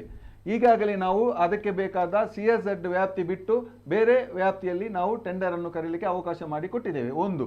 ಎರಡನೇದಾಗಿ ಕೆಂಪು ಕಲ್ಲಿನ ವಿಷಯದಲ್ಲಿ ಈಗಾಗಲೇ ಎಲ್ಲರೂ ಪರವಾನಗಿ ತೆಗೆದುಕೊಂಡು ಕೆಂಪು ಕಲ್ಲನ್ನು ಕಡಿಬೇಕೆಂಬ ಆದೇಶವನ್ನು ಕೂಡ ಸರ್ಕಾರ ಮಟ್ಟದಲ್ಲಿ ಮಾಡಿದೆ. ಅದಕ್ಕೆ ಇಲ್ಲಿಯ ಕಲ್ಲಿನ ಒಂದು ಸಂಘಟನೆಯವರು ಕಲ್ಲು ತೆಗೆಯುವಂಥ ಸಂಘಟನೆ ಯಾರಿದ್ದಾರೆ ಅವರೆಲ್ಲರೂ ಸೇರಿಕೊಂಡು ಎಷ್ಟು ರಾಯಲ್ಟಿ ಹಾಕಬೇಕು, ಕಲ್ಲಿಗೆ ಎಷ್ಟು ತೆರಿಗೆ ಹಾಕಬೇಕು, ಬಹಳ ದೊಡ್ಡ ಮಟ್ಟದ ತೆರಿಗೆ ಇತ್ತು, ಅದನ್ನೆಲ್ಲ ತೆರಿಗೆ ಇಷ್ಟು ತೆರಿಗೆಗೆ ನಾವು ಒಪ್ಪಿಗೆ ಅಂತ ಅವರ ರೇಟಿಗೆ ಒಂದು ನಿಮಿಷ ಅವರು ಏನು ತೋರಿಸಿದಂತ ತೆರಿಗೆಗೆ ಸರ್ಕಾರ ಒಪ್ಪಿಕೊಂಡು ಅದನ್ನು ಕೂಡ ಮಾಡಿದೆ. ಇವಾಗ ಮಾಡಬೇಕಾದ್ರೆ ಕಲ್ಲು ತೆಗೆಯುವವರು ಪರವಾನಗಿ ಮಾಡಬೇಕು. ಮತ್ತೆ CSZ ಗೆ ಸೆಂಟ್ರಲ್ ಸರ್ಕಾರ, ಕೇಂದ್ರ ಸರ್ಕಾರದಿಂದ ಅನುಮತಿಯನ್ನು ಮಾಡಿಸಬೇಕು. ಒಂದು ವ್ಯವಸ್ಥಿತ ರೀತಿಯಲ್ಲಿ ಮಾಡ್ಲಿಕ್ಕೆ ಆಗುತ್ತೆ. ಎಸ್ ಸರ್, ಥ್ಯಾಂಕ್ ಯು ಧನ್ಯವಾದ ಸರ್, ಧನ್ಯವಾದ. Yes sir. ಕುಂದೇಶ್ವರ ಸರ್, ಈಗ ತಮ್ಗೆ ರಾಜಕೀಯ ವಿಶ್ಲೇಷಕರಾಗಿ, ಪತ್ರಕರ್ತರಾಗಿ ಈ ಒಂದು ರಾಜಕೀಯ ವ್ಯವಸ್ಥೆಯನ್ನು ನೋಡಿದಾಗ ಸಿದ್ದರಾಮಯ್ಯನವರ ಈ ಒಂದು ವಿದಾಯ ತಮ್ಗೆ ಹೇಗೆ ಅನಿಸ್ತದೆ? ಅಂದ್ರೆ ಒಂದು ಭಾವುಕರಾಗಿಯೋ ಅಥವಾ ಎಮೋಷನಲ್ಲೋ ಅಥವಾ ಏನ್ ಪರವಾಗಿಲ್ಲಪ್ಪ ಅನ್ನುವಂಥ ವಿಚಾರ ಬರುತ್ತಾ, ಹೇಗೆ? ಈಗ ಸಿದ್ದರಾಮಯ್ಯ ನೋ ಡೌಟ್, ಯಾವುದೇ ಸಂಶಯ ಇಲ್ಲ. ಯಾಕಂದ್ರೆ ನೆನಪಿದೆ, ಇಲ್ಲಿ ಯಡಿಯೂರಪ್ಪನವರು ವಿದಾಯ ಕೊಡಿದಾಗ ಬಹಳಷ್ಟು ಜನರಿಗೆ ನೋವಾಗಿತ್ತು, ಬಹಳಷ್ಟು ಜನರಿಗೆ ಬೇಸರ ಆಗಿದೆ. ಅಂತ ರೀತಿಯ ವಿದಾಯ ಆಗಿತ್ತು ಅದು. ಅಲ್ಲ, ಇದು ತುಂಬಾ ಜನ ಹತ್ತಿದ್ದಾರೆ. ಭೈರತಿ ಸುರೇಶ್ ಅವರು ಹತ್ತಿರ್ಬೋದು ಅಥವಾ ತುಂಬಾ ಜನ ಹತ್ತಿದ್ದಾರೆ. ಭೈರತಿ ಸುರೇಶ್ ಅವರಿಗೆ ಈಗ ಇನ್ನು ನೆಕ್ಸ್ಟ್ ಏನ್ ಮಾಡೋದು, ಕೈ ಬಲವೇ ಹೋದಾಗಿದೆ. ಹಾಗೆ ತುಂಬಾ ಜನ ಅವರ ಕ್ಯಾಬಿನೆಟ್ನವರಿಗೆ ಎಲ್ರಿಗೂ ಕೂಡ ಬೇಸರ ಆಗಿದೆ. ನನಗೆ ಅನಿಸ್ತಾ ಇದೆ, ನನಗೇನು ಬೇಸರ ಅಂತ ಅನಿಸುವುದಿಲ್ಲ. ಒಂದು ಸಿದ್ದರಾಮಯ್ಯ ಅನ್ನುವಂಥ ವ್ಯಕ್ತಿತ್ವ ಅತಿ ಹೆಚ್ಚು ವರ್ಷಗಳ ಕಾಲ ಈ ರಾಜ್ಯವನ್ನು ಆಡಳಿತ ಮಾಡಿದ್ದಾರೆ. ಮತ್ತೆ ಒಂದು ಸಂತೃಪ್ತಿ ಇದೆ ಅವರಿಗೆ. ಮತ್ತೆ ಅವರಿಗೆ ವಯಸ್ಸು ಕೂಡ ಆಯಿತು, ಇನ್ನು 2 ವರ್ಷ ಮಾಡ್ಬೋದು, ಏನು ಸಮಸ್ಯೆ ಇಲ್ಲ. ಅವರ ಕಾಂಗ್ರೆಸ್ ಪಕ್ಷ ಅವರು ಮಾಡಿಕೊಂಡ ಒಡಂಬಡಿಕೆ. ಬಟ್ ಈ ಬಾರಿ ಆಡಳಿತ ನಡೆಸುವುದಕ್ಕಿಂತಲೂ ಅಂದ್ರೆ ಒಳ್ಳೆ ಆಡಳಿತ ಕೊಡುವುದಕ್ಕಿಂತಲೂ ಜಾಸ್ತಿ ಇದ್ದದ್ದನ್ನು ಸುಧಾರಿಸ್ಕೊಂಡು ಹೋಗುವಂಥ ಪರಿಸ್ಥಿತಿಯಲ್ಲಿ ಇರುವುದರಿಂದ, ಗ್ಯಾರಂಟಿ ಅದೆಲ್ಲ ಇರುವುದರಿಂದ ಯಾವುದೇ ನೋವುಗಳಿಲ್ಲ. ಆದರೆ ಒಬ್ಬ ವ್ಯಕ್ತಿ ಅಂದರೆ ಯಾವ ಸಂತೋಷವಿಲ್ಲ, ಯಾವ ಸಂತಾಪವೂ ಇಲ್ಲ ಅಂತ ಹೇಳ್ತಾರಲ್ಲ, ಹಾಗೆ ಇವರು ಒಳ್ಳೆ ಒಂದು ಆಡಳಿತಗಾರ, ಚಾಣಾಕ್ಷ, ಮುತ್ಸದ್ದಿ. ನನಗನ್ಸೋದು ಇಂತಹ ಒಬ್ಬ ವ್ಯಕ್ತಿ, ಇಂತಹ ಆಡಳಿತಗಾರ ಬಿಜೆಪಿ ಕಡೆಯಲ್ಲೂ ಇರಬೇಕಿತ್ತು. ಅಂದರೆ DKC ಅಂತವರು ಅಂತಹ ಒಂದು ವ್ಯಕ್ತಿತ್ವ ಬಿಜೆಪಿಯಲ್ಲಿ ಇರಬೇಕು. ಸಿದ್ದರಾಮಯ್ಯ ಅಂತಹ ಒಂದು ಚಾಣಾಕ್ಷ, ಜನರ ನಡುವೆ ಇರುವ ನಾಯಕ ಬೇಕಿರ್ತಂತ. ಈವನ್ ಕಂಪೇರ್ ಮಾಡಿದ್ರೆ ಯಡಿಯೂರಪ್ಪನವರು ಆ ಥರ ಇದ್ರು ಬಿಜೆಪಿಯಲ್ಲಿ. ಅವರು 4 ಬಾರಿ ಮುಖ್ಯಮಂತ್ರಿ ಆದವರು, 4 ಬಾರಿ ಮುಖ್ಯಮಂತ್ರಿ ಆದವರು. 2 ಬಾರಿ ಅವರನ್ನ ಹೈಕಮಾಂಡ್ ತೆಗೆದಿದೆ. ಅಂದ್ರೆ 2 ಬಾರಿ ಕೂಡ ಬಿಜೆಪಿ ದೊಡ್ಡ ನಷ್ಟವನ್ನು ಅನುಭವಿಸಿದೆ. 1 ಬಾರಿ ಏನು JDS, 2 ಬಾರಿ JDS ಕೈ ಕೊಟ್ಟಿದೆ. ಹಾಗಾಗಿ ಅವರ ಒಂದು ಸಮುದಾಯದವರಿಗೆ, ಅವರ ಕಡೆಯವರಿಗೆ ತುಂಬಾ ಅಸಮಾಧಾನ ಇದೆ. ಅದು ಇನ್ನು ಅಂದ್ರೆ ಯಾಕೆ ಅಸಮಾಧಾನ ಆಯ್ತು ಹೇಳಿದ್ರೆ, ಅವತ್ತು ಅವರು ಲೋಕಾಯುಕ್ತ ವರದಿ ಬರುವಾಗ ಮುಖ್ಯಮಂತ್ರಿ ಆಗಿದ್ದಾಗ ಅವರ ಅನಿವಾರ್ಯವಾಗಿ ಹೈಕಮಾಂಡ್ ರಾಜೀನಾಮೆಯನ್ನು ಪಡೆಯಿತು. ಅದಾದ್ಮೇಲೆ ಅವರು ಏನು ಮಾಡಿದ್ರು, KJPಯನ್ನು ಕಟ್ಟಿದ್ರು. 2012ರಿಂದ 2014ರವರೆಗೆ KJPಯನ್ನು ಕಟ್ಟಿ 6 ಸ್ಥಾನಗಳನ್ನು ಗೆದ್ದು ಒಂದು ನಾಯಕರಾದರು. ಅದಾದ್ಮೇಲೆ ಮತ್ತೆ ಪುನಃ ಪಕ್ಷದೊಳಗೆ ಬಂದರು. ಅವರು ಪುನಃ ಮುಖ್ಯಮಂತ್ರಿ ಆದರು 2 ಬಾರಿ. ಮತ್ತೆ ಪುನಃ ವಯಸ್ಸಿನ ಮಿತಿಯನ್ನು ಹೇಳಿಕೊಂಡು ಹೈಕಮಾಂಡ್ 2021ರಂದು ಅವರನ್ನು ಇದರಲ್ಲಿ ಏನು ರಾಜೀನಾಮೆನ ಕೇಳಿದ್ರು. ಅವರು ರಾಜೀನಾಮೆಯನ್ನು ಕೇಳುವಾಗ, ನಾನು ಯಾಕೆ ಇದನ್ನು ಹೇಳ್ತೇನೆ ಹೇಳಿದ್ರೆ, ರಾಜೀನಾಮೆಯನ್ನು ಕೊಡುವಾಗ ಅಂದರೆ ಸಾರ್ವಜನಿಕವಾಗಿ ಅಳುತ್ತಾ ಭಾವುಕರಾಗಿ ಅಳುತ್ತಾ ಆ ರಾಜೀನಾಮೆ ಪತ್ರವನ್ನು ಕೊಟ್ಟರು. ಅದು ಯಾರಿಗೂ ನೋವಾಗ್ತದೆ. ಅಂದ್ರೆ ಆ ಸೀನ್ ನೋಡಿದ್ರೆ ನೋವಾಗ್ತದೆ. ಅವ್ರ ಮೇಲೆ ಅಭಿಮಾನ ಅಂತಲ್ಲ, ಆ ದೃಶ್ಯ ನೋಡಿದ್ರು. ಇನ್ನು ಅವರ ಸಮುದಾಯದ ಇಳಿ ವಯಸ್ಸಿನಲ್ಲಿ ಮಾಡಬಾರ್ದಿತ್ತು. ಆ ವಯಸ್ಸಿನಲ್ಲಿ ಅವರು ಅಳ್ತಾ ಇದ್ದಾರೆ ಅಂತ. ಆ ಅದು ಬಿಜೆಪಿಗೆ ತುಂಬಲಾರದ ನಷ್ಟವನ್ನು ಮಾಡಿದ್ರು. ಹೌದು. ಬೊಮ್ಮಾಯಿಯನ್ನೇ ಅವರು ನೆಕ್ಸ್ಟ್ ಅವರ ಸಮುದಾಯದಿಂದ ಮಾಡಿದ್ರು, ಬಟ್ ಅವರು ತೇಪೆ ಹಾಕ್ಲಿಲ್ಲ, ಮತ್ತೆ ಹೀನಾಯವಾಗಿ ಸೋತರು ಯಾವಾಗ ಎಲೆಕ್ಷನ್ ಅಲ್ಲಿ. ಆಮೇಲೆ ಈಗ ಪುನಃ ಅವ್ರ ಮಗನಿಗೆ ಕೊಟ್ಟು ಸಮಾಧಾನ ಮಾಡಿ, ಅದು ವಿಷಯ ಬೇರೆ. ಇಲ್ಲಿ ಏನು ಸಿದ್ದರಾಮಯ್ಯ ಅವರದ್ದು ಏನು ಹೇಳಿದ್ರೆ, ಅವ್ರದ್ದು ಅವಾಗ ಮೊದಲೇ ಹೇಳಿಯುವಂಥದ್ದು, ಆರಂಭದಲ್ಲೇ DKಶಿ 2 ಜೋಡೆತ್ತುಗಳು 2.5 ವರ್ಷ ಹೈಕಮಾಂಡ್ ರಾಹುಲ್ ಗಾಂಧಿ ಸಮ್ಮುಖದಲ್ಲೇ, ಖರ್ಗೆ ಸಮ್ಮುಖದಲ್ಲೇ ಅದೆಲ್ಲ ಡಿಸೈಡ್ ಆಗಿರುವಂಥದ್ದು. ಆವಾಗ ಆಗಿರೋದು ಅದೇ ಲಾಸ್ಟ್ ಟೈಮ್ ನವೆಂಬರ್ ಡಿಸೆಂಬರ್ ಅಲ್ಲಿ ಗಲಾಟೆ ಶುರು ಆಯ್ತಲ್ಲ, ಪುನಃ ಮೀಡಿಯಾದಲ್ಲಿ ಏನೂ ಇಲ್ಲ ಹೇಳಿ ಪುನಃ ಅವರ CM ಚೇಂಜ್ ಆಗ್ತಾರೆ, ಆವಾಗ ಆಗ್ತಾರೆ, ಇವಾಗ ಆಗ್ತಾರೆ, ಹುಟ್ಟುಹಬ್ಬಕ್ಕೆ ಆಗ್ತಾರೆ ಅಂತೆಲ್ಲ ಆ ಥರ ಎಲ್ಲ ಆಗ್ತಾ ಬಂದದ್ದು. ಏನು ಹೇಳಿದ್ರೆ ಇದು ಬೋನಸ್ ಅವಧಿ. ಆವಾಗ ಸಿದ್ದರಾಮಯ್ಯ ಅವರು ಅತಿ ಹೆಚ್ಚು ಮುಖ್ಯಮಂತ್ರಿ ಸ್ಥಾನವನ್ನು ಏನು ಮುಖ್ಯಮಂತ್ರಿಗಾಗಿ ಕಾರ್ಯನಿರ್ವಹಿಸಿದಂಥ ಒಂದು ದಾಖಲೆಯನ್ನು ಮಾಡಲಿಕ್ಕೆ ಅಂತ ಬಿಟ್ಟಿದ್ದಾರೆ ಅಂತ ಅದು ಆಯಿತು. ಹಾಗೆ ಈಗ ಏನಾಗಿದೆ ಅಂತ ಹೇಳಿದ್ರೆ, ಇವರೇನು ಅಳ್ತಾ ಕೊಡಲಿಲ್ಲ ಸಿದ್ದರಾಮಯ್ಯ ಅವರು, ಭಾವುಕರಾದರು, ಬಟ್ ನಿರ್ಲಿಪ್ತವಾಗಿದ್ದರು, ನಿರಾಳವಾಗಿದ್ದರು. ಒಬ್ಬ ಧೀರೋದಾತ್ತ ನಾಯಕನಾಗಿ ಅವರು ಇಳಿದಿದ್ದಾರೆ. ಆದರೆ ಅವರು ಇಲ್ಲೇ ಏನು ರಾಜ್ಯದಲ್ಲೇ ಇರ್ತಾರೆ, ಆಡಳಿತ ಪಕ್ಷದ 2ನೇ ಸಾಲಿನಲ್ಲೋ ಎಲ್ಲಾದರೂ ಇರ್ತಾರೆ ಹಿಂದಿನ ಸಾಲಿನಲ್ಲಿ ಅಂತ ಹೇಳಿದ್ರೆ, ಅವರು ಅಧಿಕಾರದಲ್ಲಿರುವಾಗ ಸೇಫ್ ಕಾಂಗ್ರೆಸ್ ವಿರೋಧಿಗಳಿಗೆ. ಅದು ಕಾಂಗ್ರೆಸ್ನ ಒಳಗ ವಿರೋಧಿಗಳಿರ್ಬೋದು, ಹೊರ. ಈಗ ಅಧಿಕಾರ ಮತ್ತೆ ಮುಖ್ಯಮಂತ್ರಿ ಸ್ಥಾನ DKಶಿಗೆ ಬಂದಾಗ ಆಗ 2 ಬಣಗಳು ಧ್ರುವ ವರ್ಕ್ ತಮ್ಮ ಕೆಲಸ ಆಗಬೇಕು, ಎಲೆಕ್ಷನ್ ಬರ್ತಾ ಇದೆ, ಹೀಗೆ ಟಿಕೆಟ್ ಸಿಕ್ಕಾಪಟ್ಟೆ ಸೂಕ್ಷ್ಮ ವಿಷಯಗಳು ಪವರ್ಫುಲ್. ಆ ಸಂದರ್ಭದಲ್ಲಿ ಇಲ್ಲೇ ಇದ್ರೆ ಅದು ಪರಸ್ಪರ ಘರ್ಷಣೆಯಾಗುವಂಥ ಸಾಧ್ಯತೆಗಳು ಇರ್ತದೆ. ಹಾಗಾಗಿ ಅವರು ಅಧಿಕಾರದಲ್ಲಿ ಇದ್ದಾಗ ಸ್ವಲ್ಪ ಸೇಫ್, ಅಧಿಕಾರದಲ್ಲಿ ಇಲ್ಲದೆ ಇದ್ದಾಗ ಸಿದ್ದರಾಮಯ್ಯನ ಪಟ್ಟುಗಳು ಏನು ಅಂತ 2 ವರ್ಷದಲ್ಲಿ ಗೊತ್ತಾಗ್ಬೋದು. ಅಂದರೆ ಅದಕ್ಕಿಂತಲೂ ದೊಡ್ಡದಾಗಿ ಅವರನ್ನು ಕೇಂದ್ರದಲ್ಲಿ ಮೋದಿಗೆ ಏನು ಸಮಾಂತರ ಅವರನ್ನು ಫೈಟ್ ಮಾಡಲಿಕ್ಕೋ ಅಥವಾ ಮೋದಿಯ ವಿರುದ್ಧದ ಟೀಮ್ನಲ್ಲಿ ಒಬ್ಬ ನಾಯಕ ಬೇಕು ಅಂತಾದರೆ ಇವರನ್ನು ಕಳಿಸ್ಕೊಳ್ಳೋದಾದರೂ ಒಂದು ಕಾಂಗ್ರೆಸ್ನ ಲೆಕ್ಕಾಚಾರ ನೋಡೋಕೆ ಅರ್ಥ ಇದೆ. ಈಗ ಸತತವಾಗಿ ಮೋದಿಯವರು ಗೆದ್ದರು, ಇನ್ನು ಮುಂದಿನ ಸಾರಿ ಅವರು ಏನು ಮೋದಿಯ ಒಂದು ವಯಸ್ಸಾಗಿರ್ತದೆ, ವೀಕ್ ಆಗಿರ್ತದೆ, ಈಗ ಸೋಷಿಯಲ್ ಮೀಡಿಯಾ ಕಾಕ್ರೋಚ್ ಪಾರ್ಟಿ ಆ ಥರ ಏನಾದರೂ ಆಗಿ ನಂತರ ಕಾಂಗ್ರೆಸ್ ಪಾರ್ಟಿ ಬಂದು ಸಮ್ಮಿಶ್ರ ಮಾಡಿ, ಅಂದರೆ ಕಾಂಗ್ರೆಸ್ ಸ್ವಲ್ಪ ಬಹುಮತ ಜಾಸ್ತಿ ಆಗಿ ಸಮ್ಮಿಶ್ರ ಮಾಡಿದಾಗ ಸಿದ್ದರಾಮಯ್ಯರಿಗೆ ಒಂದು ಅವಕಾಶ ಸಿಗ್ಬೋದು ಅಂತ ಒಂದು ಲೆಕ್ಕಾಚಾರ ನಾರ್ಮಲಿ, ಅಂದರೆ ಇದಮ್ಮಿತ್ತಮಲ್ಲ.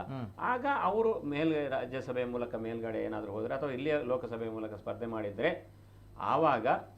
ಆವಾಗ ಏನು ಸಮಸ್ಯೆ ಆಗುದಿಲ್ಲ. ಇಲ್ಲಾದ್ರೆ ಇಲ್ಲೇ ಮುಂದೆಯೂ ನಾನು ರಾಜ್ಯ ರಾಜಕಾರಣದಲ್ಲಿ ಇರ್ತೇನೆ ಅಂತ ಹೇಳಿದ್ರೆ DKಶಿಗೆ ಮುಂದಿನ ದಿನಗಳಲ್ಲಿ ಅಂದರೆ ಅವರಿಗೆ ಒಂದು ಭಯಂಕರ ಒಂದು ಸ್ಕ್ಯಾನರ್ ಎಂದು ಏನು ಹೇಳ್ತಾರೆ, ಅವರ ದೃಷ್ಟಿ ಖಂಡಿತ ಇರ್ತದೆ. ಹಾಗೆ ಅದನ್ನ ನಾವು ನೋಡಬೇಕು ಹೇಗೆ ಆಗ್ತದೆ.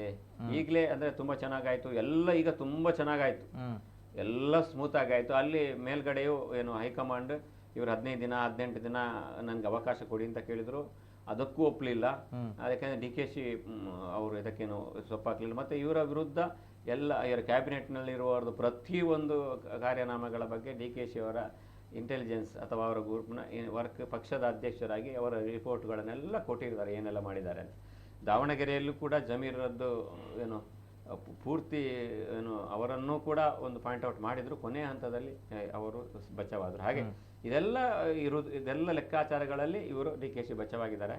ಅಂದರೆ ಒಂದು ಒಳ್ಳೆ ಮುಖ್ಯಮಂತ್ರಿ ಆಗ್ತಾರೆ. ಮತ್ತು ಅವರ ಮುಖ್ಯಮಂತ್ರಿಯ ಅವಧಿಯನ್ನು ನಾವು ನೋಡಬೇಕು, ಯಾವ ರೀತಿ ಕೆಲಸ ಮಾಡ್ತಾರೆ ಅಂತ, ಈ ಗ್ಯಾರಂಟಿಗಳನ್ನು ಇಟ್ಕೊಂಡು ಯಾವ ರೀತಿ ಕೆಲಸ ಮಾಡ್ತಾರೆ ಅಂತ. ಅದನ್ನು ಎಲ್ಲ ಅಬ್ಸರ್ವೇಷನ್ ಎಲ್ಲ ಮಾಡಿದ ನಂತರ ಹೇಗೆ ಸಿದ್ದರಾಮಯ್ಯ ಹೇಗೆ ಕೆಲಸ ಮಾಡ್ತಾರೆ ಅಂತ ನೋಡ್ತಾ ಆಮೇಲೆ ಬಂದು ವಿಮರ್ಶೆಯನ್ನು ಮಾಡಬಹುದು. ಎಸ್ ಸರ್, ಈಗ ಲೋಕಸಭೆಗೂ ಕೂಡ ಅವಕಾಶ ಇದೆ, ರಾಜ್ಯಸಭೆಗೂ ಲೋಕಸಭೆ. ಹೌದು, ಓಕೆ. ರಾಜ್ಯಸಭೆ ಡೌಟ್ ಅಂತ ಹೇಳ್ತಾರೆ, ಲೋಕಸಭೆ ಬೇಡ ಅಂತ ಹೇಳ್ತಾರೆ. ಅದು ಚೇಂಜ್ ಆಗ್ತಾ ಓಕೆ, ಎನಿವೆ ಎಸ್ ಸರ್, ಬರ್ತೇನೆ. ಮತ್ತೊಂದು ಕರೆ ಇದೆ. ಹಲೋ ಸರ್, ನಮಸ್ತೆ. ನಮಸ್ತೆ ಸರ್. ಸರ್ ನಮಸ್ತೆ, ಧ್ವನಿ ಕೇಳ್ತಾ ಇದೆಯಾ? ಹಲೋ, ನಮಸ್ತೆ. ತಮ್ಮ ಹೆಸರುಲಿಂದ ಸರ್? ರಾಹುಲ್ ಅಂತ ಮಾತಾಡೋದು, ಇಲ್ಲಿ ಮಂಗಳೂರಲ್ಲಿ ವಿದ್ಯಾರ್ಥಿ ಆಗಿದ್ದಾರೆ. ಎಸ್ ಸರ್, ನಮಸ್ತೆ, ಮಾತಾಡಿ ಸರ್. ಏನಿಲ್ಲ, ಈಗ ಅಲ್ಪಸಂಖ್ಯಾತರ ವಿಚಾರದಲ್ಲಿ ನಿಮ್ ಪ್ರಕಾರ ಉಪಮುಖ್ಯಮಂತ್ರಿ ಕೊಡೋದಾದ್ರೆ ಯಾರಿಗೆ ಕೊಡಬೇಕು? ಮೊದಲು ನಿಮ್ಮ ಅಭಿಪ್ರಾಯ ಹೇಳಿ ಸರ್. ಅಲ್ಲ, ನಮ್ಗೆ ಅಷ್ಟೆಲ್ಲ ಗೊತ್ತಿರಲ್ಲ. ಅಲ್ಲ, ನಿಮ್ಮ ಅಭಿಪ್ರಾಯ. ಯಾಕೆ ತಾವು ಓಟ್ ಹಾಕಲ್ವಾ? ಅಲ್ಲಿ ನಾವು ಓಟ್ ಹಾಕಿದ್ವಿ, ಆದ್ರೆ ನಿಮ್ಮ ಹೈಕಮಾಂಡ್ ಆಸೆ ಇದ್ರು decision ಹೇಳಿ. ಬಗ್ಗೆ ನಿಮ್ಗೆ ಚೆನ್ನಾಗಿ ಗೊತ್ತಿರುತ್ತೆ. ಅಲ್ಲಲ್ಲ, ನಿಮ್ಮ ಅಭಿಪ್ರಾಯ ಹೇಳಿ ಸರ್, ನಿಮ್ಗೆ ಯಾರಾಗ್ಬಹುದು ಅಂತ ಹೇಳಿ. ನಮ್ಮ ಅಭಿಪ್ರಾಯದಿಂದ ಕರಾವಳಿ ಭಾಗದಿಂದ ಕೊಡ್ಬೇಕು. ಹಾ, ಇಲ್ಲಿ ನಿಮ್ಮ ಅಭಿಪ್ರಾಯ ಕೇಳಲಿಕ್ಕೆ ಕಾಲ್ ಮಾಡಿದ್ದೀನಿ. ಓಕೆ. ಅಲ್ಲಲ್ಲ, ನಮ್ಮ ಅಭಿಪ್ರಾಯ ನಾವು ಹೇಳ್ತೀವಿ, ಮತ್ತೆ ಲಾಸ್ಟ್ಗೆ ಹೇಳ್ತೀವಿ ನಾವು. ಅಂಡ್ ನಿಮ್ಮ ಅಭಿಪ್ರಾಯ ಹೇಳಿ ಸರ್. ನಾವು ಕರೆ ಮಾಡ್ಲಿಕ್ಕೆ ಅವಕಾಶ ಕೊಟ್ಟಿರೋದು ನಿಮ್ಮ ಅಭಿಪ್ರಾಯ, ನಿಮ್ಮ ಅಭಿವ್ಯಕ್ತಿ ಸ್ವಾತಂತ್ರ್ಯಕ್ಕೋಸ್ಕರ. ನಮ್ಮ ಅಭಿಪ್ರಾಯ ಏನಂದ್ರೆ ಕರಾವಳಿ ಭಾಗದಿಂದ ಖಾದರ್ ಅವರಿಗೆ ಕೊಡ್ಬೇಕು ಅಂತ ಹೇಳಿ. ಓಕೆ, ಅವರು DCM ಆಗ್ಬೇಕಂತ ಹೇಳಿ ತಮ್ಗೆ ಆಸೆ. ಅವರ ಯಾಕೆಂದ್ರೆ ಏನಿದ್ರೆ ಅವ್ರು ಕೇವಲ ಒಂದು ಮೈನಾರಿಟಿ ಲೀಡರ್ ಏನಲ್ಲ, ಹಾ, ಪ್ರತಿ ಜಾತಿ ಧರ್ಮ ವರ್ಗದವರಿಗೆ ಒಂದೇ ರೀತಿಯಲ್ಲಿ ಒಂದು ಮನುಷ್ಯತ್ವದಲ್ಲಿ ನೋಡುವ ಒಂದು ವ್ಯಕ್ತಿ. ಎಸ್, ಹೌದು.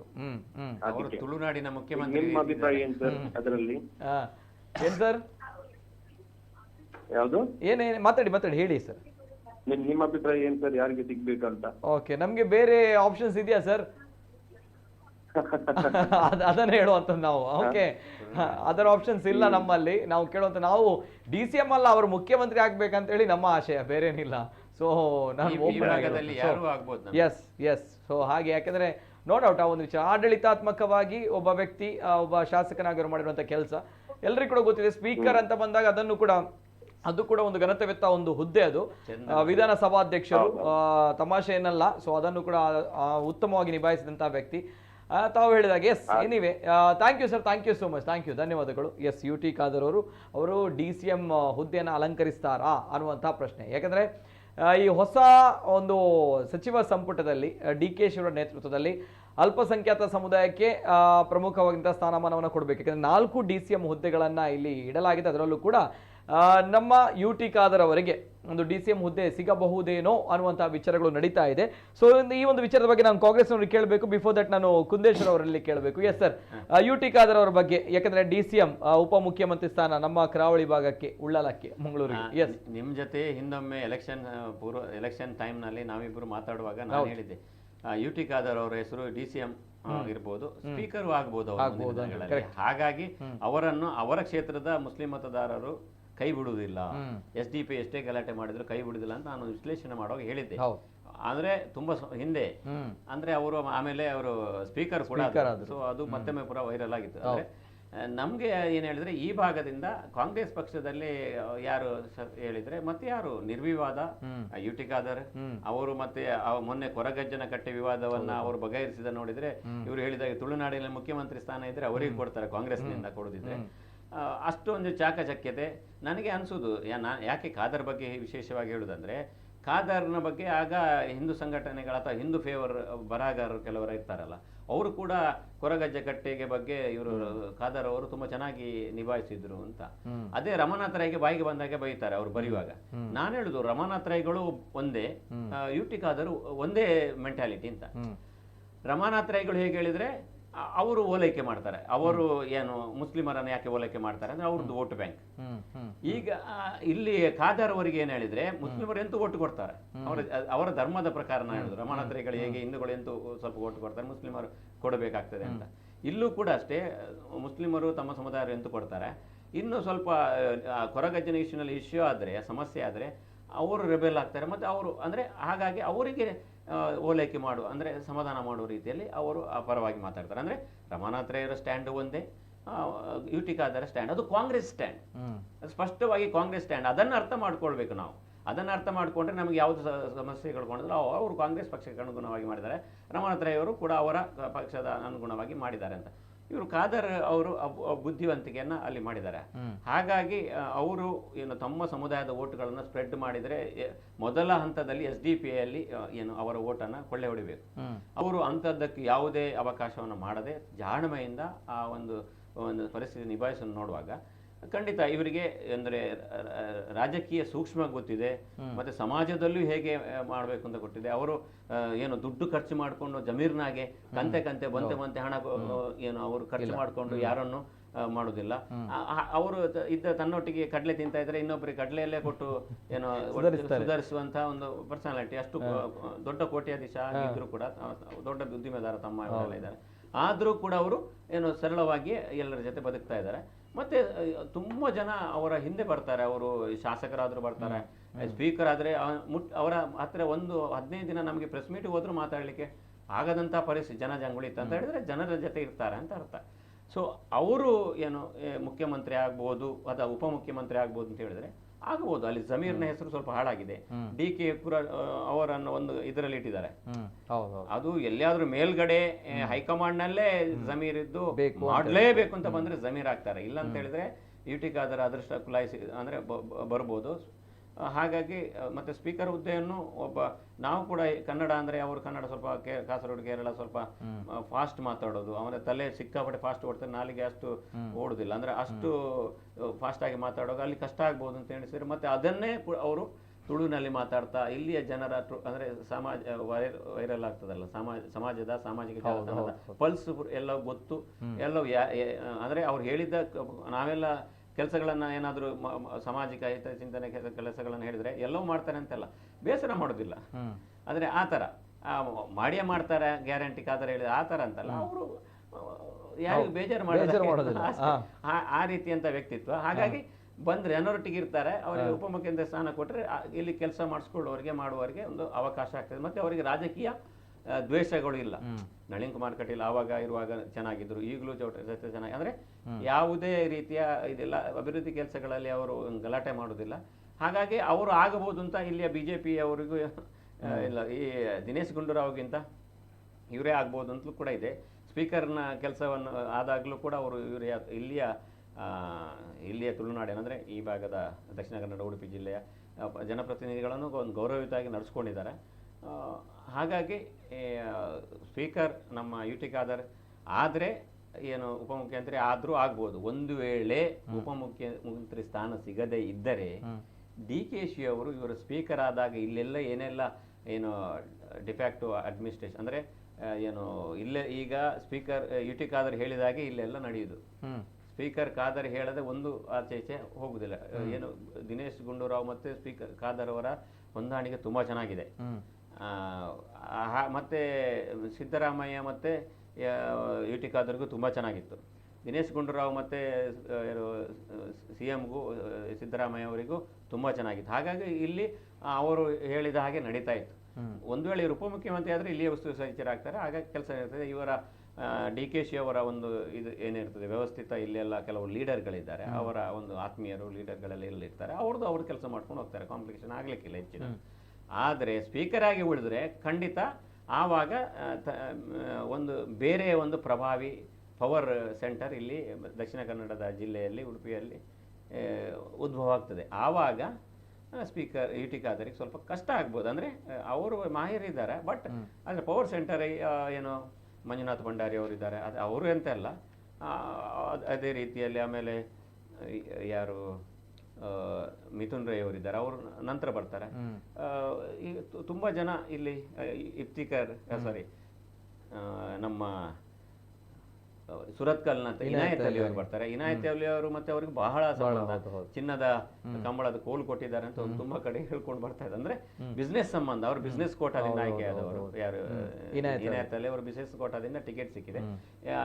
ನಮ್ಮ ಮಿಥುನ್ ರೈ ಅವರು ಯೂತ್ ಲೀಡರ್ ಅಂತ ಇಲ್ಲಿ ಬಹುಶಃ ಈಗಿನ CM ಇನ್ನು ಮುಂದಕ್ಕೆ ಆಗ್ಬೇಕಾಗಿರೋ CM ಬಗ್ಗೆ ಈ ಭಾಗದ ಕಾಂಗ್ರೆಸ್ ಕಾಂಗ್ರೆಸ್ಸಿಗರಿಗೆ ಬಹಳಷ್ಟು ಇಂಟ್ರೆಸ್ಟ್ ಇದೆ, ತುಂಬಾ ಇಂಟ್ರೆಸ್ಟ್ ಇದೆ. ಕಿರಣ್ ಮುಡ್ಲೆ ಗೊತ್ತು, ಗೌಡ ಮುಖಂಡರು, ಅವರು ನಮ್ಮ DK ಶಿವಕುಮಾರ್ ಈ ಭಾಗದ ಗೌಡ ಸಮುದಾಯದ NSUN ಅವರಿಗೆಲ್ಲರಿಗೂ ಕೂಡ ಬಹಳಷ್ಟು ಖುಷಿ ಇದೆ, ಯೂತ್ನವರಿಗೆ ಖುಷಿ ಇದೆ. ಐವನ್ ಡಿಸೋಜವರಿಗೆ ನಿರಾಸೆ, ಯಾಕಂದ್ರೆ ಅವರು ನಿಜವಾಗ್ಲೂ ಬೇಸರ ಆಗ್ಬೇಕು. ಯಾಕೆ ಹೇಳಿದ್ರೆ ಸಿದ್ದರಾಮಯ್ಯ ಅವರ ಒಂದು ರಾಜಕೀಯವನ್ನ ಒಮ್ಮೆ ಮುಳುಗ್ತಾ ಇದ್ದ ರಾಜಕೀಯವನ್ನ ಎತ್ತಿ ಹಿಡಿದವರೇ ವಿಧಾನ ಪರಿಷತ್, ಅವರು JDS ಕಾಲದ ಒಂದು ಗೆಳೆಯರು.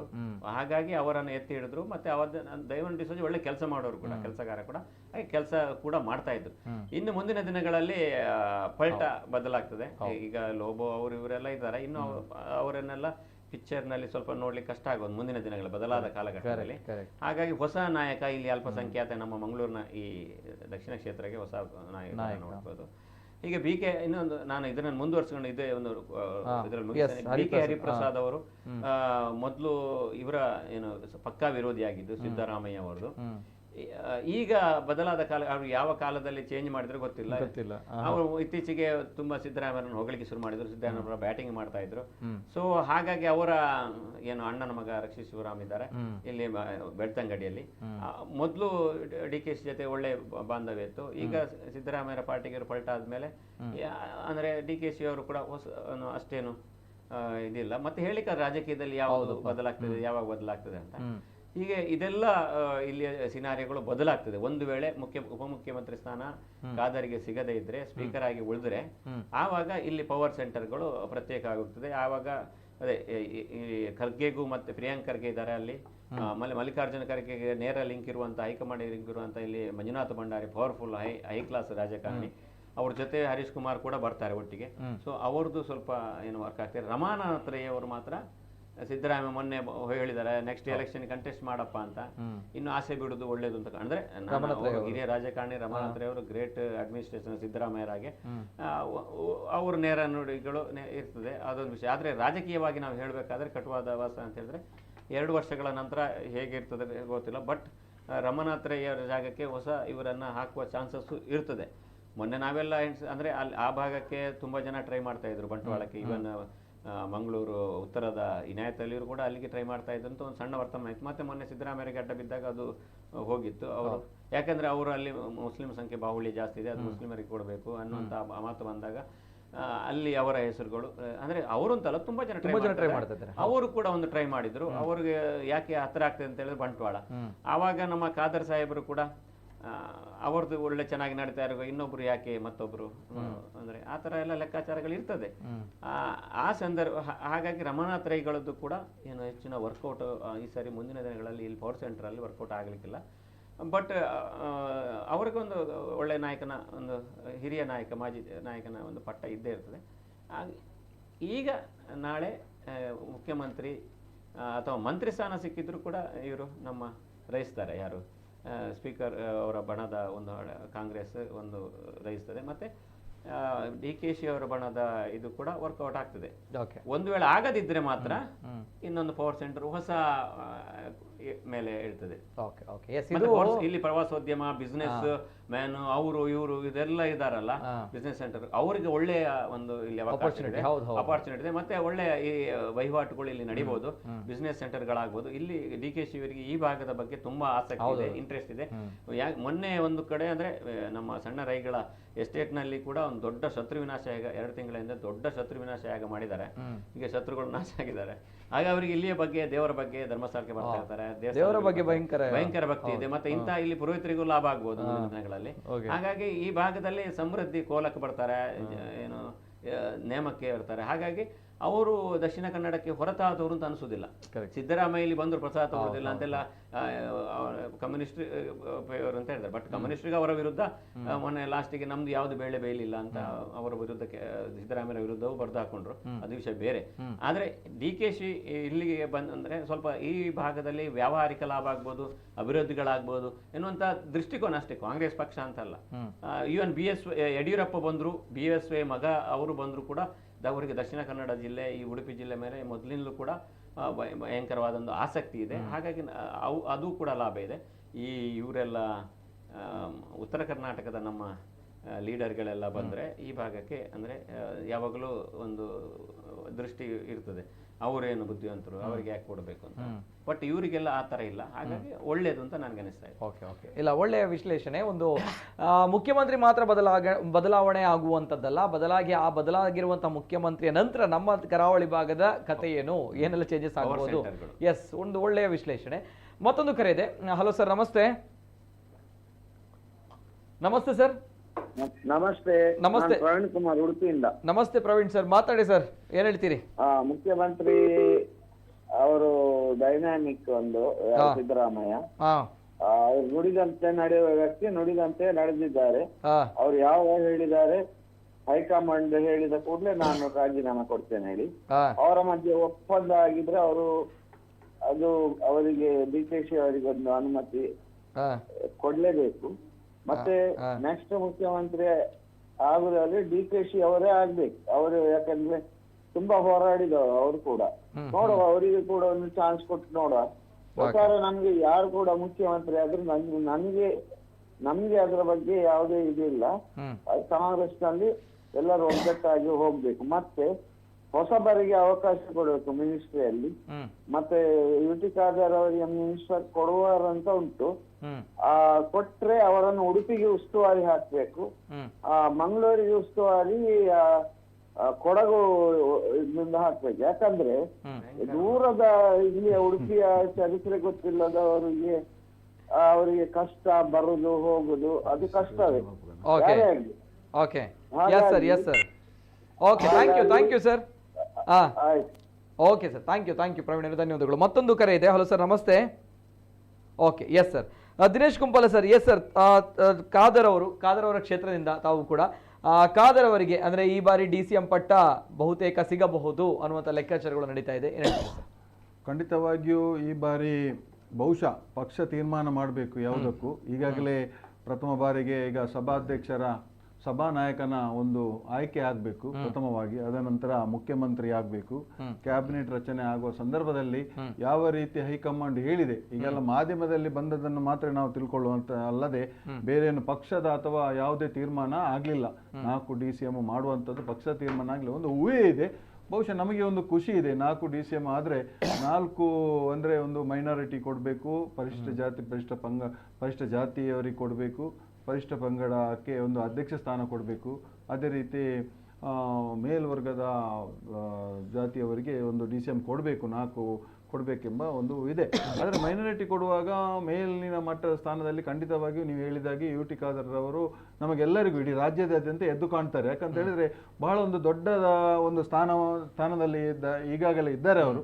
ಅಂದ್ರೆ ಅವರಿಗೆ ಇನ್ನು ಮಿನಿಸ್ಟರ್ ಮಾಡೋದಾದ್ರೆ ಇನ್ನು ಸಣ್ಣ ಪೋಸ್ಟ್ ಅವರಿಗೆ ಕೊಡ್ಲಿಕ್ಕೆ ಆಗುದಿಲ್ಲ. ಅವರಿಗೆ ಒಂದು ಸರಿಸಮಾನಾಗಿ ಈಗ ಒಂದು ಘನತೆವೆತ್ತ ಒಂದು ಪೋಸ್ಟ್ ಅಲ್ಲಿ ಇದ್ದ ನಂತರ ಅವರಿಗೆ DCM ಕೊಡುವುದು ತಪ್ಪಲ್ಲ. ನಾವು ಕೂಡ ದೇವರ ಹತ್ರ ಪ್ರಾರ್ಥನೆಯನ್ನು ಮಾಡ್ತೇವೆ. ಖಂಡಿತವಾಗಿಯೂ ನಿಮ್ಮ ವಾಹಿನಿ ಮೂಲಕ ಎಲ್ಲ ಜನರ ಆಶೀರ್ವಾದವನ್ನು ನಾವು ಕೂಡ ಯುಟಿ ಖಾದರ್ ಸರ್ಗೆ ಒಂದು DCM ಸ್ಥಾನ ಒದಗಿ ಬರಲಿ. ಅವರು ಕೂಡ ಬಹಳಷ್ಟು ವರ್ಷಗಳಿಂದ ಪಕ್ಷಕ್ಕೆ ಸೇವೆ ಸಲ್ಲಿಸಿದ್ದಾರೆ. 18 ವರ್ಷದಿಂದ NSU ಸದಸ್ಯನಾಗಿ, ರಾಜ್ಯದ ಉಪಾಧ್ಯಕ್ಷನಾಗಿ, ನಂತರ ದಿನಗಳಲ್ಲಿ ತಂದೆ MLA ಆದರೂ ಕೂಡ ತಂದೆಯ ಬಳಿಗೆ ಬರದೆ ಎಲ್ಲ ಸಾಮಾನ್ಯ ಕಾರ್ಯಕರ್ತನೊಟ್ಟಿಗೆ ಬೆರೆತು ಪಕ್ಷದ ಸಂಘಟನೆಯನ್ನು ಮಾಡಿದವರು. ತಂದೆ MLA ಆದರೂ ಕೂಡ ಪಕ್ಷದ ಸಂಘಟನೆಯಲ್ಲಿ ಅವರು ಸುಮ್ಮನೆ ಕೂತ್ಕೊಳ್ಳಿಲ್ಲ. ಪಕ್ಷದ ಕಾರ್ಯಕರ್ತರೊಟ್ಟಿಗೆ ನೀಂಗಿಲಾಗಿ ಅವರ ಜೊತೆ ಇದ್ರು, ತಂದೆಯೊಟ್ಟಿಗೆ ಹೋಗಲಿಲ್ಲ. ಅದ ನಂತರ ದಿನಗಳಲ್ಲಿ ಬೇರೆ ಅವರಿಗೆ ಅವಕಾಶವನ್ನು ಒದಗಿ ಬಂದಾಗ ಶಾಸಕನಾಗಿ ಮಂತ್ರಿ ಆಗುವಾಗ ಬೇರೆ ಹುದ್ದೆಗಳನ್ನು ಒಳ್ಳೆ ರೀತಿಯಲ್ಲಿ ನಿಭಾಯಿಸಿದಂಥ ಒಂದು ಅನುಭವವನ್ನು ಪಡೆದಂಥ ಒಂದು ಮುತ್ಸದ್ದಿ ರಾಜಕಾರಣಿ, ಸರ್ವಧರ್ಮದ ಒಬ್ಬ ನಾಯಕನಾಗಿ ನಮ್ಮ ರಾಜ್ಯದಲ್ಲಿ ಮೂಡಿ ಬರ್ತಾ ಇದ್ದಾರೆ. ಅದಕ್ಕಾಗಿ ಅವರಿಗೆ ಕೊಟ್ಟರೆ ಏನು ತಪ್ಪಿಲ್ಲ. ಅಂದರೆ ಎಲ್ಲ ವಿಧದಲ್ಲಿ ನೋಡಿದರೆ ಈಗ ಫಸ್ಟ್ ಲೈನಲ್ಲಿ ಯುಟಿ ಖಾದರ್ ಅವರೇ ಕಾಣ್ತಾರೆ. ನಮಗೆಲ್ಲ ಬಹುಶಃ 99% ಖಂಡಿತವಾಗಿಯೂ ಅವರಿಗೆ DCM ಭಾಗ್ಯ ಕೊಡುವುದಿದ್ರೆ DCM ಭಾಗ್ಯ ಅವರಿಗೆ ಒಲಿಬಹುದು ಎಂಬ ಒಂದು ಆಸೆಯನ್ನು ನಾವು ಕೂಡ ಇಟ್ಟುಕೊಂಡಿದ್ದೇವೆ. ಕೊಡುವುದರಲ್ಲಿ ತಪ್ಪು 99% DCM ಆಗ್ತಾರೆ. ಖಂಡಿತವಾಗಿ DCM ಆಗ್ತಾರೆ ಅಂತ ನಾನು ಕೇಳುವಂಥದ್ದು. ಕಾಂಗ್ರೆಸ್ ಅಲ್ವಾ? ನಾವು ಈಗ ಅಲ್ಪಸಂಖ್ಯಾತರಿಗೆ ಒಂದು DCM ಒಂದು ಕೊಡ್ಬೇಕಂತ ಪಕ್ಷ ನಿರ್ಧಾರ ಮಾಡಿದ್ರೆ ಇವರು ಮೇಲಿನ ಸ್ಥಾನದಲ್ಲಿ ಬಂದು ಕೂತ್ಕೊಳ್ತಾರೆ. ಯಾಕಂದ್ರೆ ಇವರು ಬಂದಿದ್ದಾರೆ. ಅಲ್ಲ, ಆತರ ಏನಿಲ್ಲ, ಡೌನ್ ಅಂತ ಅಲ್ಲ, ಒಂದು ಹಿರಿತನ ಅನುಭವಿ ಇಲ್ಲ ಬರುದಿಲ್ಲ ಹಿರಿತನ ಬರುದಿಲ್ಲ ಅವರಿಗೆ. ಅಲ್ಲ, ಇದು ರಾಜಕೀಯದಲ್ಲಿ ಕೂಡ ಎಲ್ಲ ರೀತಿಯಲ್ಲಿ ಕೂಡ ಇವರೇ ಬರ್ತಾರೆ. ಈಗ ಇಲ್ಲದಿದ್ರೆ ಇವರಿಗೆ ಸ್ಪೀಕರ್ ಸಭಾಪತಿ ಆದ ನಂತರ ಅವರಿಗೆ ಸಣ್ಣ ಮಟ್ಟದ ಕೊಡ್ಲಿಕ್ಕೆ ಬರೋದಿಲ್ಲ ಯಾವುದು ಕೂಡ.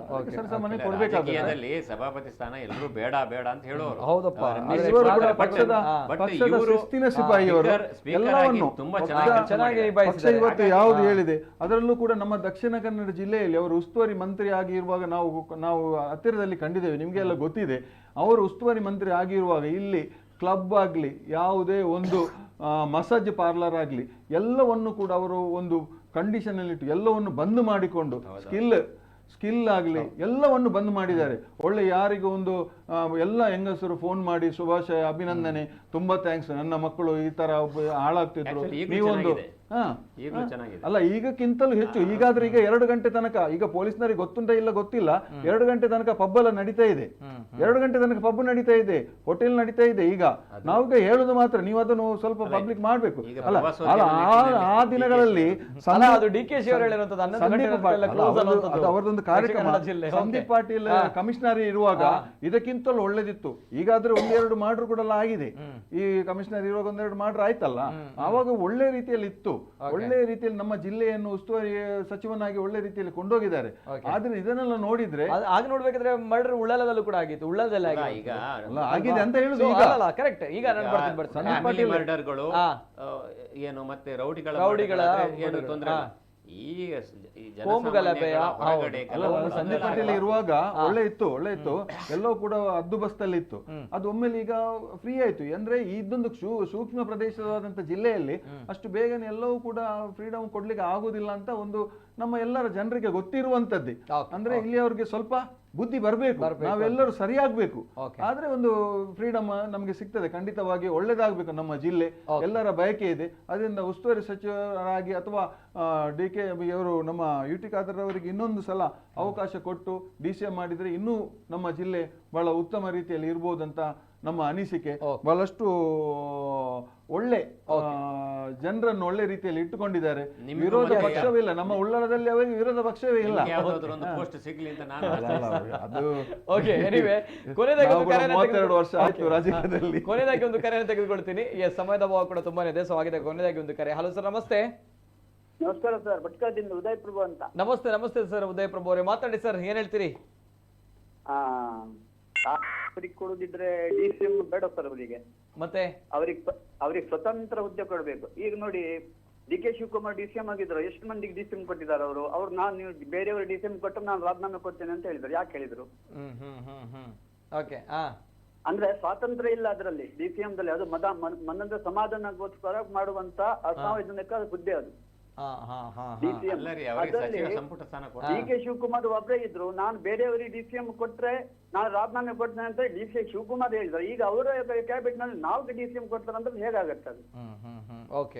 ನೀವು ಆ ರೀತಿ ಹೇಳಿ. ಆದ್ರೆ ಸ್ವಾತಂತ್ರ್ಯ ಇಲ್ಲ, ಆದ್ರಿಂದ ಖಾದರಿ ಕೊಡದಿದ್ರೆ ಸ್ವತಂತ್ರ ಇದು ಕೊಡ್ಬೇಕು. ನಮ್ಮ ಕರಾವಳಿಯ ಸಮಸ್ಯೆಗಳಿದೆ, ಅದು ಅವ್ರಿಗೆ ಗೊತ್ತಿದೆ, ಖಾದರ್ ಅವರಿಗೆ. ಅವ್ರು ಕರಾವಳಿಯವರು, ಸರಿ, ಅಂತ ಒಳ್ಳೆ ಹುದ್ದೆಯನ್ನು ಅವ್ರಿಗೆ ಕೊಡ್ಬೇಕು. DCM ಬೇಡ ಸರ್ ಅವರಿಗೆ. Okay yes sir, thank you, ಧನ್ಯವಾದಗಳು sir. Yes sir, Udaya Prabhu ಅವರು ಭಟ್ಕಳದಿಂದ ಥ್ಯಾಂಕ್ ಯು. DCM ಹುದ್ದೆ ಬೇಡ ಅಂತ ಅದು ಅವರ ಅಭಿಪ್ರಾಯ.